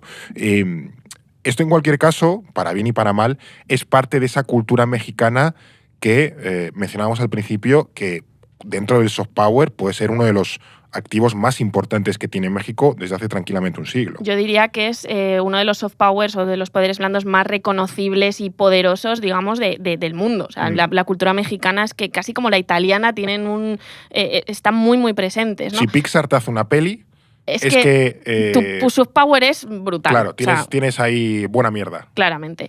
Y bueno, si volvemos a Vasconcelos, no solo redefinirá el concepto de mexicano, sino que también encargará algunos de los murales más famosos que narran la historia de México. Esto es interesantísimo porque vamos a utilizar el arte para plasmar nuestra historia. Tenemos que generar esa narrativa. Y aquí tenemos pues a Diego Rivera, Orozco, Siqueiros, y ellos basan sus murales principalmente en los relatos de la Revolución, del indigenismo y también de toda esa cultura mexicana, como las el Día de Muertos, y esto también es algo que es una cultura absolutamente fascinante, riquísima, en la que dependiendo del estado y al pueblo al que vayas se multiplica por 1000, entonces por eso es un país también muy rico y muy fascinante de ir y de conocer, porque bueno, es que te empapas de una producción cultural que flipas. O sea, aquí reinventan un poco las vidrieras de las catedrales, básicamente. Claro, pero es que este relato a través de la cultura es muy inteligente, ¿no? Porque te genera toda una serie como de valores comunes y que puedes celebrar. Y a su vez tiene un punto perverso, ¿no? Me decían algunos amigos mexicanos, me decían, es que realmente tenemos que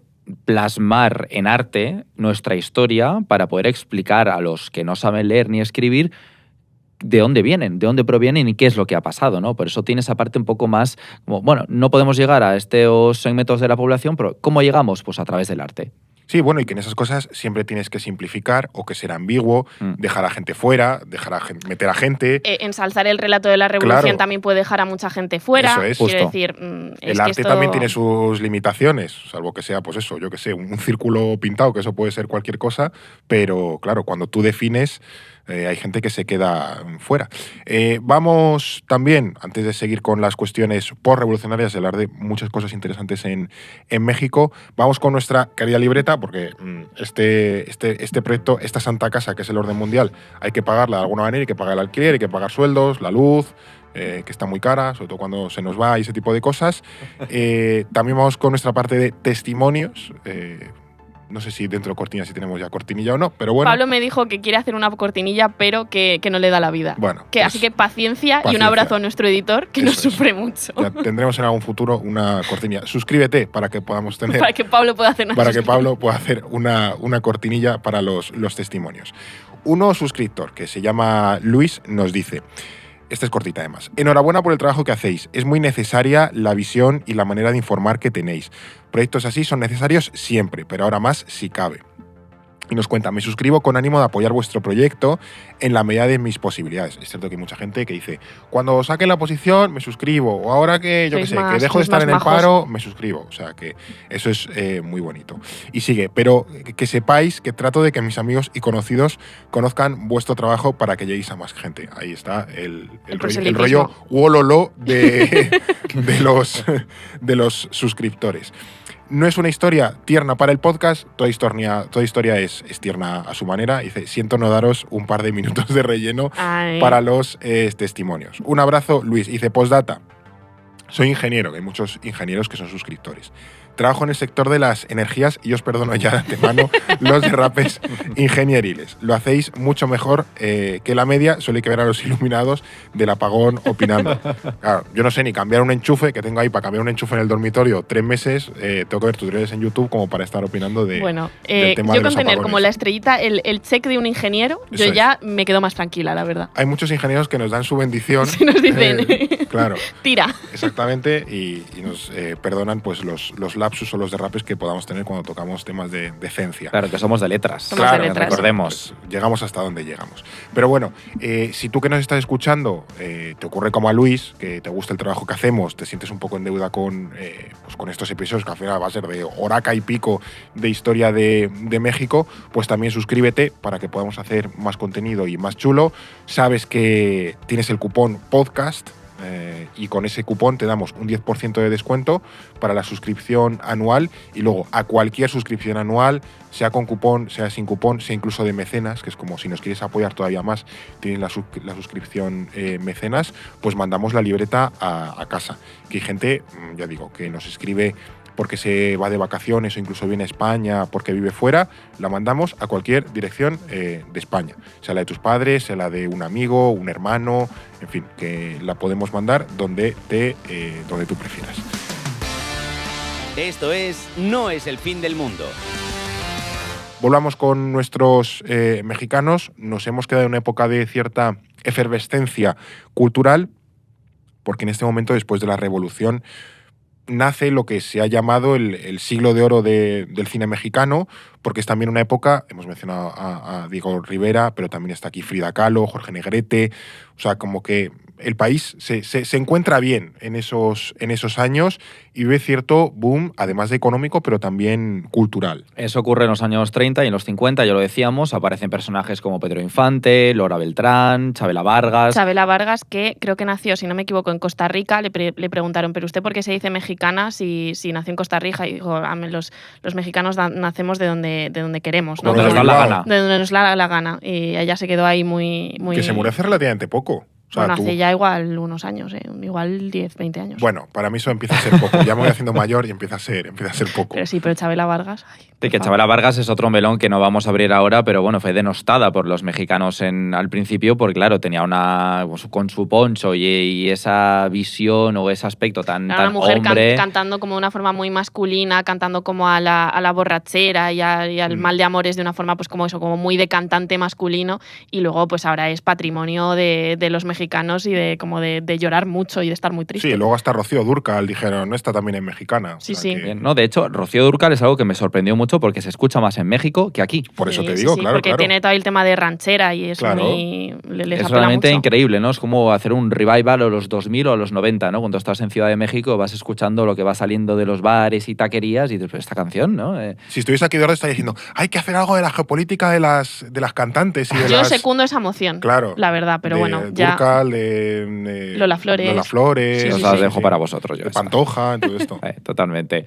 Bueno, estábamos hablando de que... del este revival cultural. Del revival cultural. Aquí, pues, un dato que seguramente va a sorprender muchísimo a los oyentes, como también me sorprendió a mí cuando lo escuché por primera vez, y es que la industria cinematográfica mexicana llegó a producir más películas que la de Hollywood durante la Segunda Guerra Mundial. Claro, Estados Unidos acaba de salir y ha puesto todo su esfuerzo, todo su dinero en el esfuerzo de guerra, no tiene dinero para Hollywood y entonces, pues, México... A ver qué hay aquí al sur, ¿qué están haciendo? ¿Qué están haciendo? Mexiwood. Claro, y encima todo Mexiwood y todo lo que es el entretenimiento cultural, ¿no? Que eso es más interesante porque lo que hacía Estados Unidos eran películas mucho más bélicas durante la Segunda Guerra Mundial. En este momento, el español mexicano se vuelve la voz del continente y se convierte en el referente cultural por antonomasia de todo el continente latinoamericano. Aquí podemos nombrar algunas películas icónicas, como por ejemplo Allá en el Rancho Grande, de Fernando de Fuentes, que es de 1936. Es una película que inventa el género de la comedia ranchera. También está María Candelaria, de Emilio el Indio Fernández, con Dolores del Río y Pedro Almendáriz. Y Los Olvidados, de Luis Buñuel, que forma parte del grueso de estos intelectuales que se exiliaron durante la Guerra Civil en México. Y esta es la única que he visto, tengo que decir, se puede ver en YouTube y retrata la pobreza brutal de los barrios de Ciudad de México, que es justo en este boom de los años 40-50, cuando está creciendo, ¿no? Y también crecen los suburbios. Es una película muy dura, pero que creo que vale la pena ver. Claro que con la Guerra Civil Española hay muchos intelectuales que emigran a México. Eso también fomenta el desarrollo del propio país. Exacto, y con Lázaro Cárdenas, ¿no? Tiene un monumento en medio de la Ciudad de México que es una gran mano, ¿no? Abierta así, simbolizando la acogida de todos estos españoles a México. Bueno, no sé si esta es la época también de Cantinflas. Creo que... Debe ser por estos años, creo ¿no? Que más sí, o menos. Creo que sí, como 40, 50... Claro. Sí, es por esos años, pero se nota mucho ese boom cultural que yo creo que llega como hasta los 70. También hay muchísima literatura al respecto como de toda esa producción cultural, tanto propia mexicana como de exiliados españoles. Hablamos en el episodio de la geopolítica del libro. Eso es, como de exiliados de otros países, ¿no? Pues ahí tienes, por ejemplo, a Leonora Carrington, que era británica, pero ya como aceptada mexicana, como pintora surrealista. No sé, hay una producción cultural larguísima. Esto es más los 70, pero hay un libro maravilloso que es de Roberto Bolaño, que es chileno, pero te habla mucho de Ciudad de México y de esa efervescencia cultural, que es Los detectives salvajes, que es un novelón impresionante, pero esto es los 70. Entonces yo lo recomiendo porque había que recomendarlo, pero para entender también mucho como lo que se movía en Ciudad de México y cómo permeaba el resto del territorio y a otras partes del mundo, esa novela es perfecta para verlo. Y para entender lo que ocurre en la frontera también es muy interesante, porque justo ocurre en esa zona, ¿no? Tijuana, esa zona fronteriza. Sí. Roberto Bolaño llega a escribir más sobre México que sobre su propio país, Chile, o luego España, ¿no? Donde acaba muriendo también. Sí. Pues nada, aquí también hilamos con la idea de la guerra civil, porque incluso habrá gente, a lo mejor, que sus abuelos emigraron allí. México se convierte en un país acogedor y receptor de los exiliados del franquismo. El gobierno de la República se establece allí, si no recuerdo mal también. Está Lázaro Cárdenas de presidente, que mientras otras democracias miraban para otro lado, CC, Francia, Reino Unido, México sí se involucra de manera clara en favor de la República, envía armas, envía dinero, y es el único país latinoamericano que rompe relaciones con el régimen franquista. Aquí, curiosamente, vemos también, Hila, yo creo que en la época, ¿no? Un México fuerte, que tiene una voz propia, o sea, que ya como que se está empezando a quitar un poco ese San Benito, ¿no? De sentirse pequeño al lado de Estados Unidos. Sí, esos complejos y, de hecho, pues ese no intervencionismo y no reconocimiento de Estado se ubica en el marco de la doctrina Estrada, que se aprueba en 1930. ¿Y qué dice esta doctrina? Pues que México no juzga ni aprueba gobiernos extranjeros. Simplemente mantiene o retira relaciones diplomáticas sin intervenir en sus asuntos internos. Es decir, que México no dice si un gobierno es legítimo o no se mete en esos asuntos, y eso lo dice que lo deciden sus propios pueblos. Claro. También se apoya en esta lógica cuando resiste presiones internacionales transnacionales y nacionaliza, esto es muy importante, la explotación de petróleo mexicano en 1938 con la creación del Pemex. Aquí, en un contexto más también latinoamericano y de ese influencia brutal de Estados Unidos, dice no, que cada pueblo se explote sus propios recursos. Claro, aquí como que delinea una visión y una postura internacional muy marcada, muy propia, independiente, fuera un poco de la norma, ¿no? Y con esta expropiación, con esta creación de Pemex, México también desafía a Estados Unidos y a Reino Unido, que llevaban años explotando el petróleo descubierto en aguas del Golfo mediante empresas transnacionales. Y esto nos viene muy bien para hablar y explicar del boom económico, o también llamado el milagro mexicano, ¿no? Que justo se gesta en estos años. Sí, ¿no? que por hacer esas cosas a Mossadegh se lo habían ventilado unas 20 décadas años antes. después, básicamente, sí. Aquí México lo que dice es, bueno, ya tengo un papel muy firme, quiero mirar hacia el futuro con recursos propios, sale a comerciar con el exterior y se convierte en lo que hoy llamaríamos quizás una potencia emergente, ¿no? Empiezan a llegar inversiones, se impulsa la producción interna, es decir, que hay ¿de qué manera consigue esa potencia México? Pues México pasa de ser un país agrícola a ser un país con fábricas, carreteras, presas, universidades, más industrializado, ¿no? Tras la Segunda Guerra Mundial, México compraba muchos productos a Estados Unidos, lo que desequilibra su economía, pero para no depender tanto del extranjero y frenar la inflación, el gobierno intenta producir internamente e impone aranceles para proteger su economía, a la vez que se endeuda para poder pagar inversiones e impulsar empresas estatales, El ¿no? típico programa desarrollista proteccionista. Esa es. Hace una apuesta por lo interno, ¿no? Y así es cuando asistimos al surgimiento de la clase media con funcionarios, ingenieros, comerciantes, se construyen carreteras, ferrocarriles, escuelas, hospitales. O sea, la economía crece a nivel interno. Pero hay un truco, porque como decíamos, en realidad es el Estado quien está impulsando ese boom y controla sectores estratégicos como la energía, los ferrocarriles o la banca. Y esto pues luego va a tener unos efectos negativos. Sí, esto me recuerda al episodio que hicimos de Argentina, que también es un poco esta época de paternalista del Estado, también cuando llega Perón, de que es como mucho boom, aprovechando el contexto internacional, pero endeudando al Estado, todo muy nacionalizado, y eso les acabará trayendo problemas a futuro. También porque este crecimiento, como había ocurrido antes, está mal distribuido, se concentra en las grandes ciudades, deja fuera las clases más bajas, zonas rurales. Es un sistema que beneficia a empresarios, élites extranjeras, también a las nuevas clases medias que están surgiendo, ¿no? Que es un poco volver a la época de Porfirio Díaz, como decíamos. Y en la práctica, también por retomar otra vez a la vía política, es un sistema muy rígido, donde sigue gobernando el PRI en esa especie de dictadura perfecta. Lleva ya varias décadas gobernando de manera interrumpida.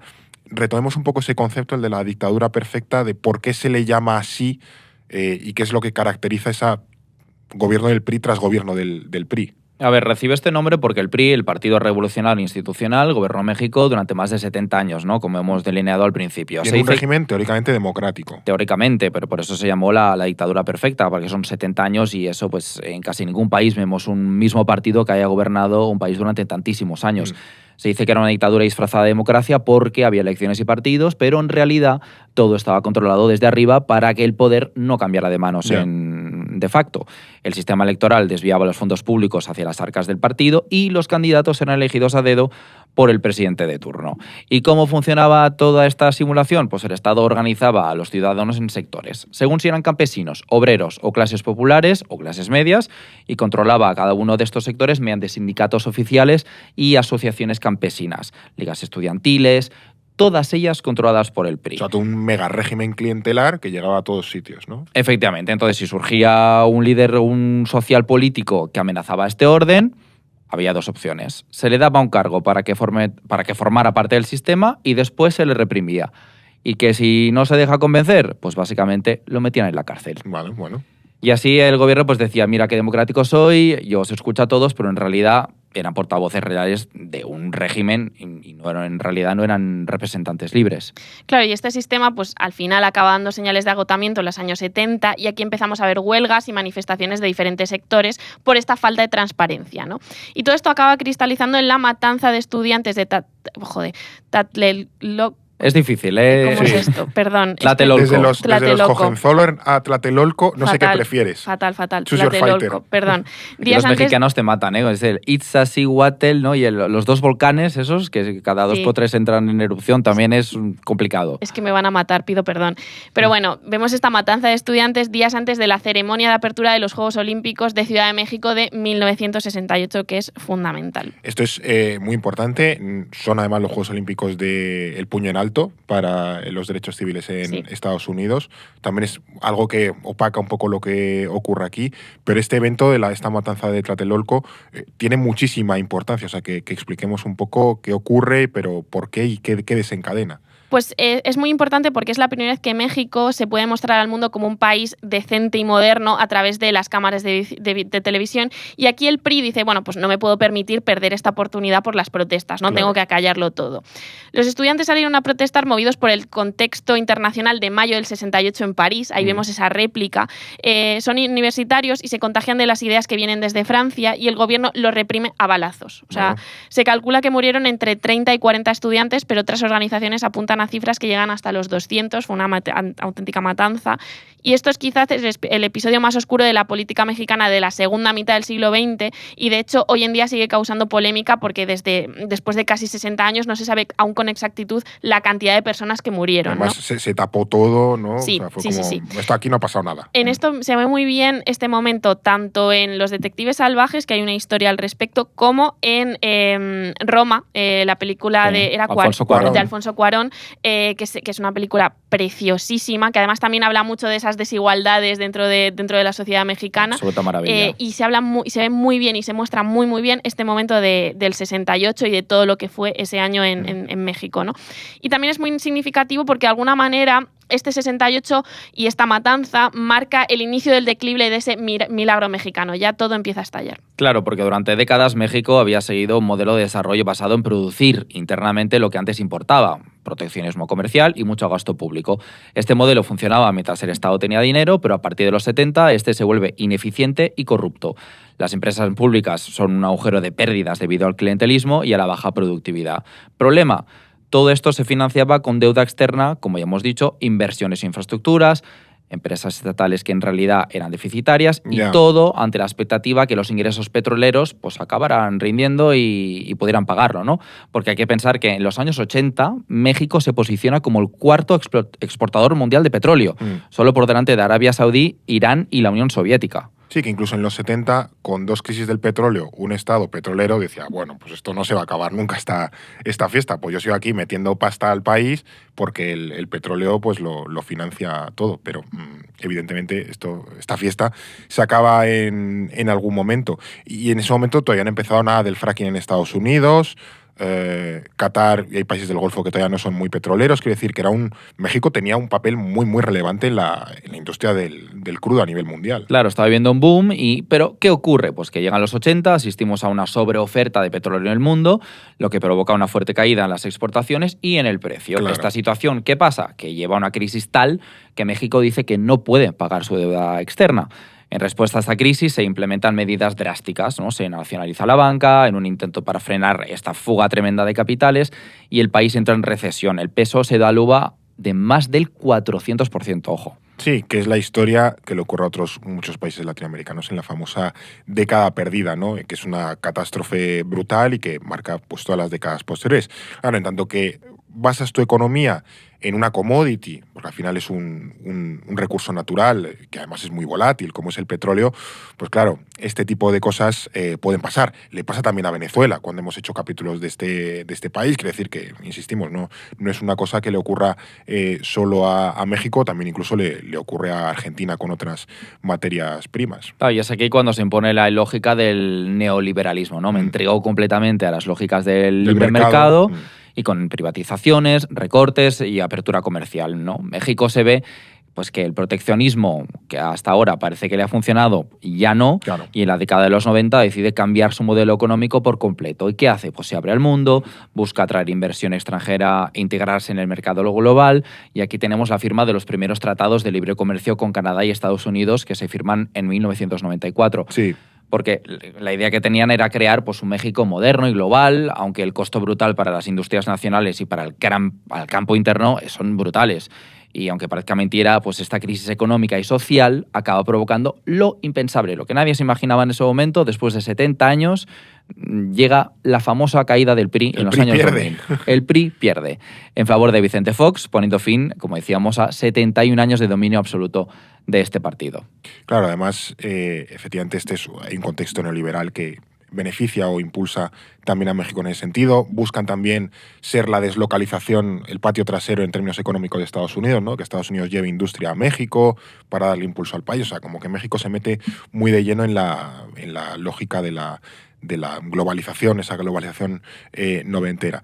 En cualquier caso, el PRI acaba un poco pagando justos por pecadores, porque al final las políticas de recortes y austeridad continúan bajo ese gobierno de Vicente Fox, que es el partido se llama el PAN, Partido de Acción Nacional, no confundir con la marca de harina, y con ese adelgazamiento del Estado, el Estado, valga la redundancia, pierde control e influencia sobre algo que es clave para explicar el México de hoy, que es básicamente el auge del narcotráfico. O sea, como que la balanza se intercambia. Si el Estado desaparece, pues surge otro actor para llenar ese hueco. ¿Cuándo surge el narcotráfico en México? Inciso, asterisco, vamos a dar unas pinceladas. El narcotráfico en México merece otro episodio, sí, que en algún momento del futuro indeterminado haremos, no será hoy, pero bueno, demos unas pinceladas de cómo surge el narcotráfico en México. Pues lo hace de una manera muy tímida y al principio llega a estar incluso regulado, ¿no?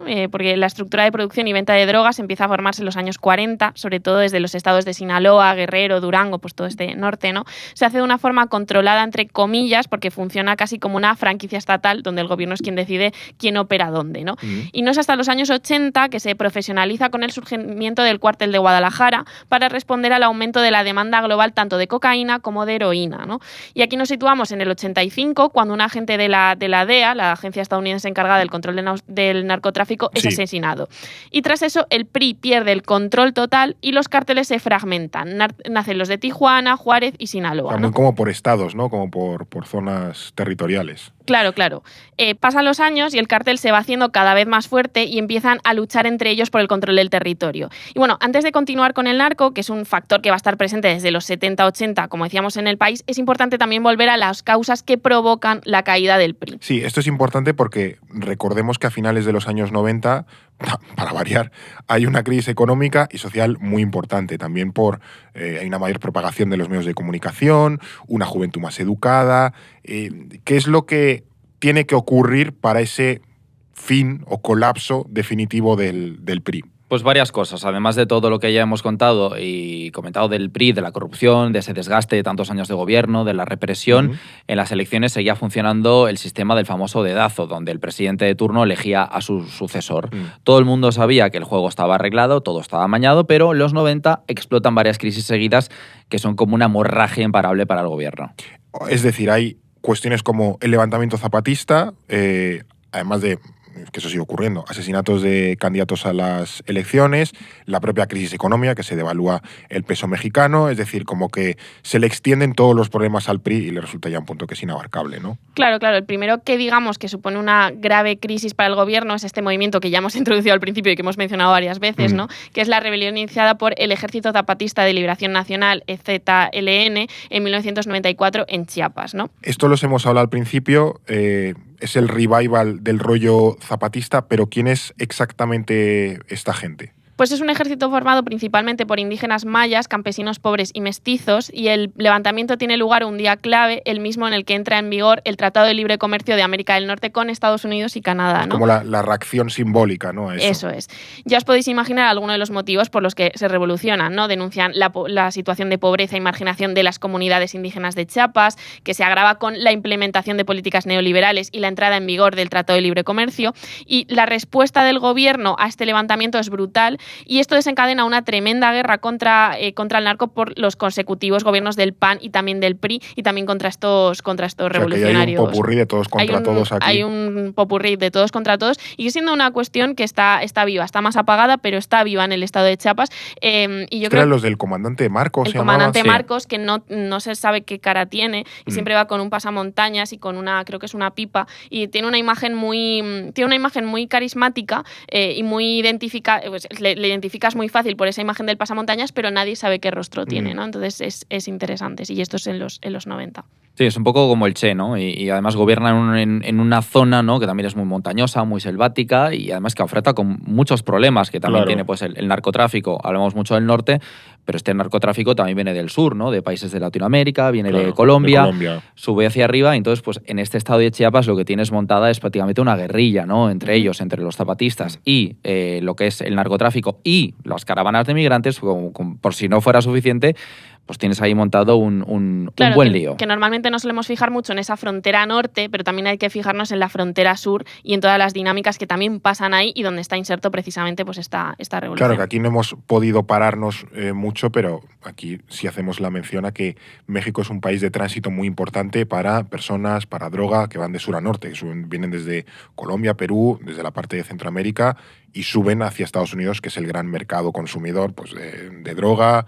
Ahora está el tema del fentanilo, que eso también tiene su importancia, también donde muchos migrantes quieren llegar. O sea que México tiene que gestionar todo ese tránsito y no es nada sencillo. Pero bueno, aquí, claro, en estos años ya percibimos un agotamiento total del modelo. Hay una ansia de cambio, la sensación de que no funciona lo que ha venido ocurriendo hasta ahora. México está cansado, también es muy violento y eso allana el camino para el regreso de la izquierda en el año 2018 y esto se traduce en un personaje que ya a muchos sí que les sonarán, que es con esa victoria Andrés Manuel López Obrador. AMLO también se le conoce. Eso, AMLO para los amigos, que venía desde hace años construyendo un discurso contra esta élite política de la que hablábamos, del PRI, el PAN y todo lo que estos partidos representaban. Él gana las elecciones con su propio partido, prometiendo alejarse de estos años de corrupción y estancamiento marcados por la alternancia del PRI y el PAN y con el lema por el bien de todos, primero los pobres. Su partido es Morena, Movimiento de Regeneración Nacional, y se vende como un partido de izquierdas. Una de sus primeras medidas es intentar poner límite al poder ilimitado de las empresas extranjeras en México. Para empezar, obliga a las grandes multinacionales que están presentes en el país a pagar impuestos, cosa que hasta el momento no pasaba. Y además, bueno, su gobierno también introdujo medidas que fueron tan aplaudidas como criticadas a partes iguales, ¿no? Se le vio como una gran esperanza, además el nombre Morena es muy significativo, Regeneración Nacional, venimos agotados, el PRI cae, el PAN tampoco consigue levantar el país. Entonces Morena dice, venga, vamos a revolucionar todo esto un poco, ¿no?, esta política social. Por ejemplo, a nivel de políticas sociales consiguió reducir significativamente la pobreza, pero hay que decir que la forma en la que lo hizo, que era con ayudas directas, ha sido muy cuestionada por favorecer el clientelismo. Siempre tiene esa cara B las políticas de AMLO. Sí, ¿no? Que AMLO también parecía que llegaba con fuerza, pero luego era de izquierdas en lo económico, pero luego en lo social nunca ha sido un personaje de izquierdas. Claro, decepcionó mucho también a nivel de cómo llegaron sus políticas, ¿no? Sí. Otra gran polémica tiene que ver, como no podía ser de otra manera, con la gestión de los cárteles, que es la piedra en el zapato de cada gobierno mexicano, y en este caso AMLO apoyó la política conocida como la de más abrazos y menos balazos, lo cual es un lema que le quedó, que rimaba mucho. Sí, pero también...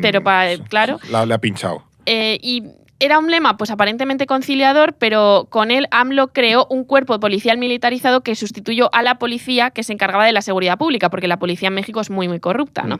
Y es cierto que logró ciertos avances en la captura de criminales y destrucción de laboratorios de droga, pero los niveles de violencia y homicidio se mantuvieron muy elevados. De hecho, ahora están por las nubes. O sea, México sigue teniendo un problema muy, muy, muy grave de violencia que crece sin cesar. Sí, que es... Por un lado, justo reconocer que el problema del narcotráfico, entre otras muchas razones, tiene un origen social y de desigualdad y pobreza. Es decir, si atacas eso, probablemente el narcotráfico se reduzca. pero desde luego la capacidad de AMLO para hacer frente a los narcos no ha tenido mucho éxito, como no lo han tenido los presidentes anteriores, que también es justo decirlo. Claro, es que es un problema tan estructural y tan complejo de luchar, que va más allá incluso de las propias capacidades de México, porque tiene una dimensión internacional muy grande, pues que es muy difícil hacerle frente, ¿no? Pero sí que es cierto que eso lleva a que muchos gobiernos no den con la tecla y te genera una desconfianza con las instituciones a nivel de la población mexicana que es muy preocupante. Sí, si tocas una tecla puedes destruir muchas otras, porque el narco está tan infiltrado en todas las estructuras del Estado para blanquear también ese dinero, como decíamos antes, construye carreteras, hace de policía de seguridad en muchos otros estados. Pero claro, el problema viene en cuanto luchan entre ellos, ¿no? Y intentan captar y secuestrar a las personas. Pero es un problema, la verdad, muy estructural y que veremos cómo el actual gobierno acaba arreglando. Sí, además como que muchos gobiernos también han intentado medidas diferentes, escalando el conflicto, metiendo como más recursos duros de hard power a la lucha y no funciona. Es decir, lo que tú decías, Josep, de que lo corrompe. Primero a la policía, bueno, pues cuando la policía no puede, mete al ejército, que es como más prestigioso. Bueno, pues también el ejército acaba corrompido. Bueno, pues entonces, como el ejército no ha podido, meto a la marina, que es como el cuerpo de élite del ejército. Bueno, pues también acaba corrompido. Entonces, como y cada vez te vas quedando sin balas, nunca mejor dicho, para hacer frente al narco, llega un punto en el que ya no sabes qué más hacer. Y tenemos que hablar de que es un problema de violencia muy amplio y muy problemático. Hablamos de que se encuentran fosas comunes con miles de cuerpos, posiblemente de cuestiones de guerra contra el narco, pueblos enteros. Y esto es la realidad de México pues todos los meses. Sí. Y es una sociedad que está muy, muy, muy cansada y casi como que ven algo, lo ven como inevitable, ¿no? Como que no se puede luchar contra ello. Entonces es, claro, cómo logras que los gobiernos pongan los mayores parches posibles, pero eso, cómo te desgasta tus propias instituciones, tu propio Estado. Claro, que al final es un poco una suma cero. Todo lo que se fortalece en los narcos se debilita el Estado y viceversa. Pero claro, si el Estado no tiene recursos, pues es difícil que se fortalezca. Lo que sí parece es que no vayan a cambiar demasiado las cosas a partir de ahora. Ya hay una nueva presidenta, como mencionábamos al principio, Claudia Sheinbaum. Se presenta claramente continuista, como seguidora, en el sentido sucesora de Andrés Manuel López Obrador. Uno de los cambios que más se le ha criticado es la reforma judicial que impulsó Obrador a finales de su mandato y que Sheinbaum está intentando sacar adelante gracias a que tiene mayoría en el Congreso. Expliquemos brevemente, porque es un poco el inicio de su mandato, en qué consiste, porque eso también nos da una pista de por dónde quizá puede ir Sheinbaum. Pues esto consiste en convertir básicamente los cargos de funcionarios a los que se accede por oposición normalmente, como son los jueces, los magistrados y los ministros, en cargos electos, es decir, que el pueblo los elija directamente. Los impulsores de la ley defienden que así se democratiza la justicia y que de esta manera se acabaría con la corrupción del sistema. Pero los críticos, entre los que se cuentan juristas y organismos internacionales, argumentan que esto en realidad lo que hace es poner en riesgo la independencia judicial porque convierte a los jueces en políticos al servicio del partido que gobierna, ¿no? Algo que tiene sentido si piensas que muchas de las reformas que AMLO quería implementar durante su mandato fueron en realidad frenadas por los jueces locales. Entonces, claro, si dices, no, yo controlo los jueces, va a ser mucho más fácil que mis políticas salgan adelante. Sí, que es un poco... Es que creo que esto lo llevamos en su momento al Gelo, que al final Estados Unidos, en el ámbito local, tiene el mismo sistema. Al final a los jueces se les vota, igual que hay otros cargos públicos de nivel local que son votados directamente. Otra cosa, a lo mejor elegir jueces superiores, que ya tiene que ser un juez profesional, no un señor del condado que pasa por allí y que se le da bien hablar con los vecinos. Pero sí, esta reforma ha sido bastante complicada, también porque hay una pulsión entre el modelo más democrático, en el sentido clásico del término, y el modelo más republicano, donde tienes ya un cuerpo judicial separado y tal y cual. Y que también si eres un país que tiene unos problemas de corrupción tan grandes, esto realmente agrava el problema, lo soluciona, pues ahí hay muchas dudas, ¿no? Y los mexicanos en general están bastante reacios a este cambio. Claro, yo que viví las elecciones ahí, recuerdo mucha gente que me contaba, ¿no? Cuando veías las colas en los colegios electorales, veías perfectamente cómo había gente que se colocaba allí y en los países más pobres. En Ciudad de México quizá no tanto, pero en poblaciones o lugares más deslocalizados y más rurales se acercan a lo mejor al votante y le dicen, mira, te doy tanto dinero o te pago la comida de hoy que a lo mejor no tienes y me votas a este partido. Claro. Y así, claro, tú vas estructurando y vas convenciendo a la población. No digo que sea la mayoría. Algo clientelar. Ahí está. Claro.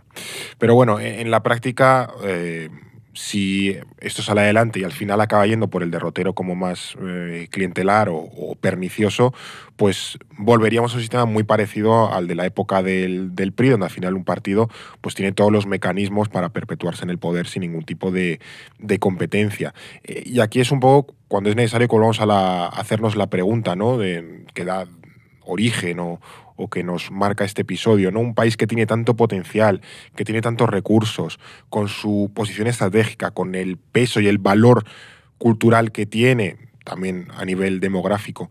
¿Por qué México no ha terminado de despegar como la gran potencia que podría ser? O que quizás probablemente sería en un universo alternativo, donde mantiene el rol de sus similares en la demografía, en el PIB y demás. Pues parte de la respuesta está en el norte, porque como hemos venido desgranando hasta ahora, aunque México es soberano, su economía, su industria, su seguridad, todo está profundamente entrelazado con Estados Unidos. Yeah. Y en muchos sentidos sigue siendo un país dependiente de su vecino y lo vemos de forma constante.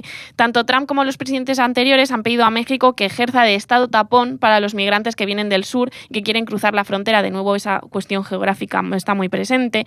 Amenazan constantemente al gobierno mexicano con intervenciones del ejército para controlar al narco, dando por hecho que México es incapaz de hacerlo, hasta cierto punto lo es, ¿no? Y finalmente, y en política económica, el país está completamente supeditado a su vecino del norte. Se ha convertido en su principal socio comercial por delante de China y Canadá, concentrando gran parte de la deslocalización de empresas estadounidenses en los estados fronterizos, ese famoso friendshoring, ¿no? Lo que se ha traducido en más empleo, pero no precisamente de calidad, ¿no? Claro. Esta deslocalización ha hecho que la Casa Blanca les haya puesto un 25% de aranceles en el 80% de sus exportaciones. Toma ya. Entonces, claro, así me lo agradeces. Entonces, claro, la economía mexicana y todas las dinámicas sociales, económicas y de todo tipo siempre miran mucho al norte, y si añadimos toda esta cuestión también estructural del propio México, pues hace que sea un país muy lastrado para poder despegar. Para poder subir, claro. Que esta cuestión de los aranceles, además de ser otra medida proteccionista de Trump, también es una amenaza a la presidenta Sheinbaum para que ponga más freno a la inmigración irregular y al tráfico de drogas que transita o que sube a través de México. Y es lo que decíamos, ¿no?, que vemos cómo el país está condicionado en buena medida a lo que se marca en Estados Unidos. Así que, podríamos decir a modo de conclusión que México tiene un potencial enorme, pero como que está siempre atrapado en un equilibrio muy complejo entre las propias contradicciones internas y estar atado al vecino estadounidense. Y para mí la gran incógnita es si en algún momento logrará romper con ese molde y construir un destino propio para sí mismo. De momento algo seguro, y es que en un mundo donde el auge de la extrema derecha es la norma, ¿no?, en México han elegido por primera vez a una mujer presidenta en un país de una tradición bastante machista. La verdad que esto es un gran logro, y además de un partido claramente de izquierda. Pese a ello, sigue teniendo el reto de reducir la violencia, como estábamos diciendo, relacionada con el narcotráfico y otros tipos de violencia, y las disputas internas del cártel de Sinaloa, ¿no?, que ahora mismo es el más problemático de todos, especialmente tras la detención de su líder, Ismael El Mayo Zambada, lo que ha resultado en un auge tremendo de los homicidios. Cada vez que se detiene a un capo de estos, el cártel se subdivide y empieza una guerra a ver quién se hace con los restos del anterior. Claro, es que es un dilema, es la hidra, o sea, cortas una cabeza y te salen 15. El yerno, el tío, el amigo, todos pelean entre ellos, ¿no? Tenemos que ver ahora qué país o qué ocurre con otro tema que también es la deuda del agua, que es algo que se menciona poco y se habla poco, pero un país que tiene un 65% de sequía debe muchísima agua a Estados Unidos. Pero bueno, esto es otro capítulo que creo que vale la pena. La geopolítica del agua. La geopolítica del agua, y México y Estados Unidos también tienen un tema pendiente con eso, como con muchos otros. Pues nada, también hemos hecho una breve historia de... Y nos hemos dejado 1000 cosas por el camino, pero bueno. Claro. Millones. Estos son lo que nosotros llamamos episodios pasillo. Episodios vida, obra y milagros y episodios pasillo. Claro. Sí, pero aquí da muchos temas, seguramente nos pidáis muchas cosas y seguramente los mexicanos nos digáis que nos hemos saltado momentos importantísimos, lo sabemos. Seguro. Pero era para que tengáis una visión de este México, de todo el potencial que tiene y también porque se queda lastrado y no puede crecer, ¿no? Claro. Y eso es curioso. ¿Y cuáles son algunos de sus highlights de su historia? ¿Cuáles son algunos factores que hay que vigilar de manera más estrecha? Tampoco para caer en especial victimismo de todo es culpa de Estados Unidos. Bueno, sí, Estados Unidos influye, pero también la agenda de los mexicanos y su historia, pues evidentemente han tenido un papel para el destino que han acabado teniendo. Esto ha sido, ya digo, un episodio así, unas pinceladas de 1 hora y 45 minutos, nada más y nada menos, una cosa breve, sucinta, para echar el rato. Mientras cocinas, algo así. Eso es, ligerito.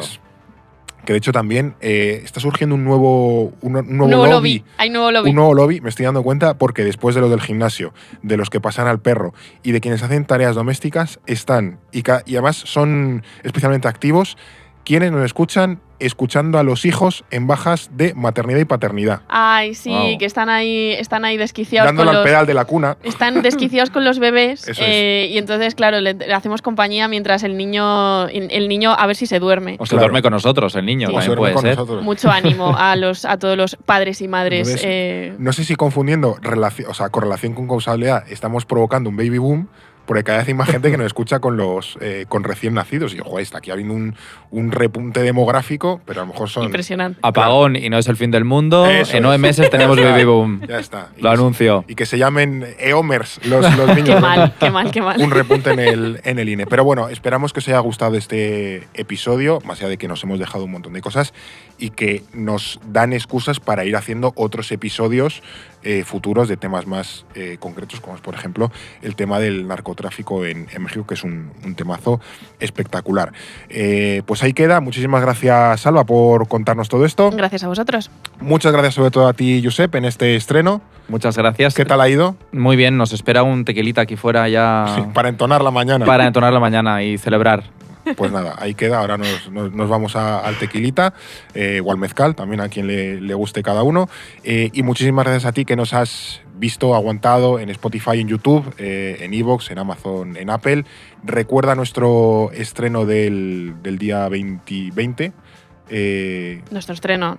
Sí, nuestro estreno, sí. Efectivamente, tenemos varias cosas, Alba, porque tenemos una agenda muy, muy complicada. Tenemos una agenda complicada. Eso es. Estrenamos el nuevo podcast la próxima semana y luego el 20, también martes, tenemos nuestro directo en Madrid sobre la geopolítica del Mar Rojo. En Estación Podcast. Te vienes allá a Puerta de Toledo, nos escuchas un rato y luego de cervezas por el resto. O de tequilas. Claro. Ya en lo que se tome cada uno no nos metemos. Así que nada, muchas gracias por estar ahí y nos vemos en próximos episodios de No es el fin del mundo.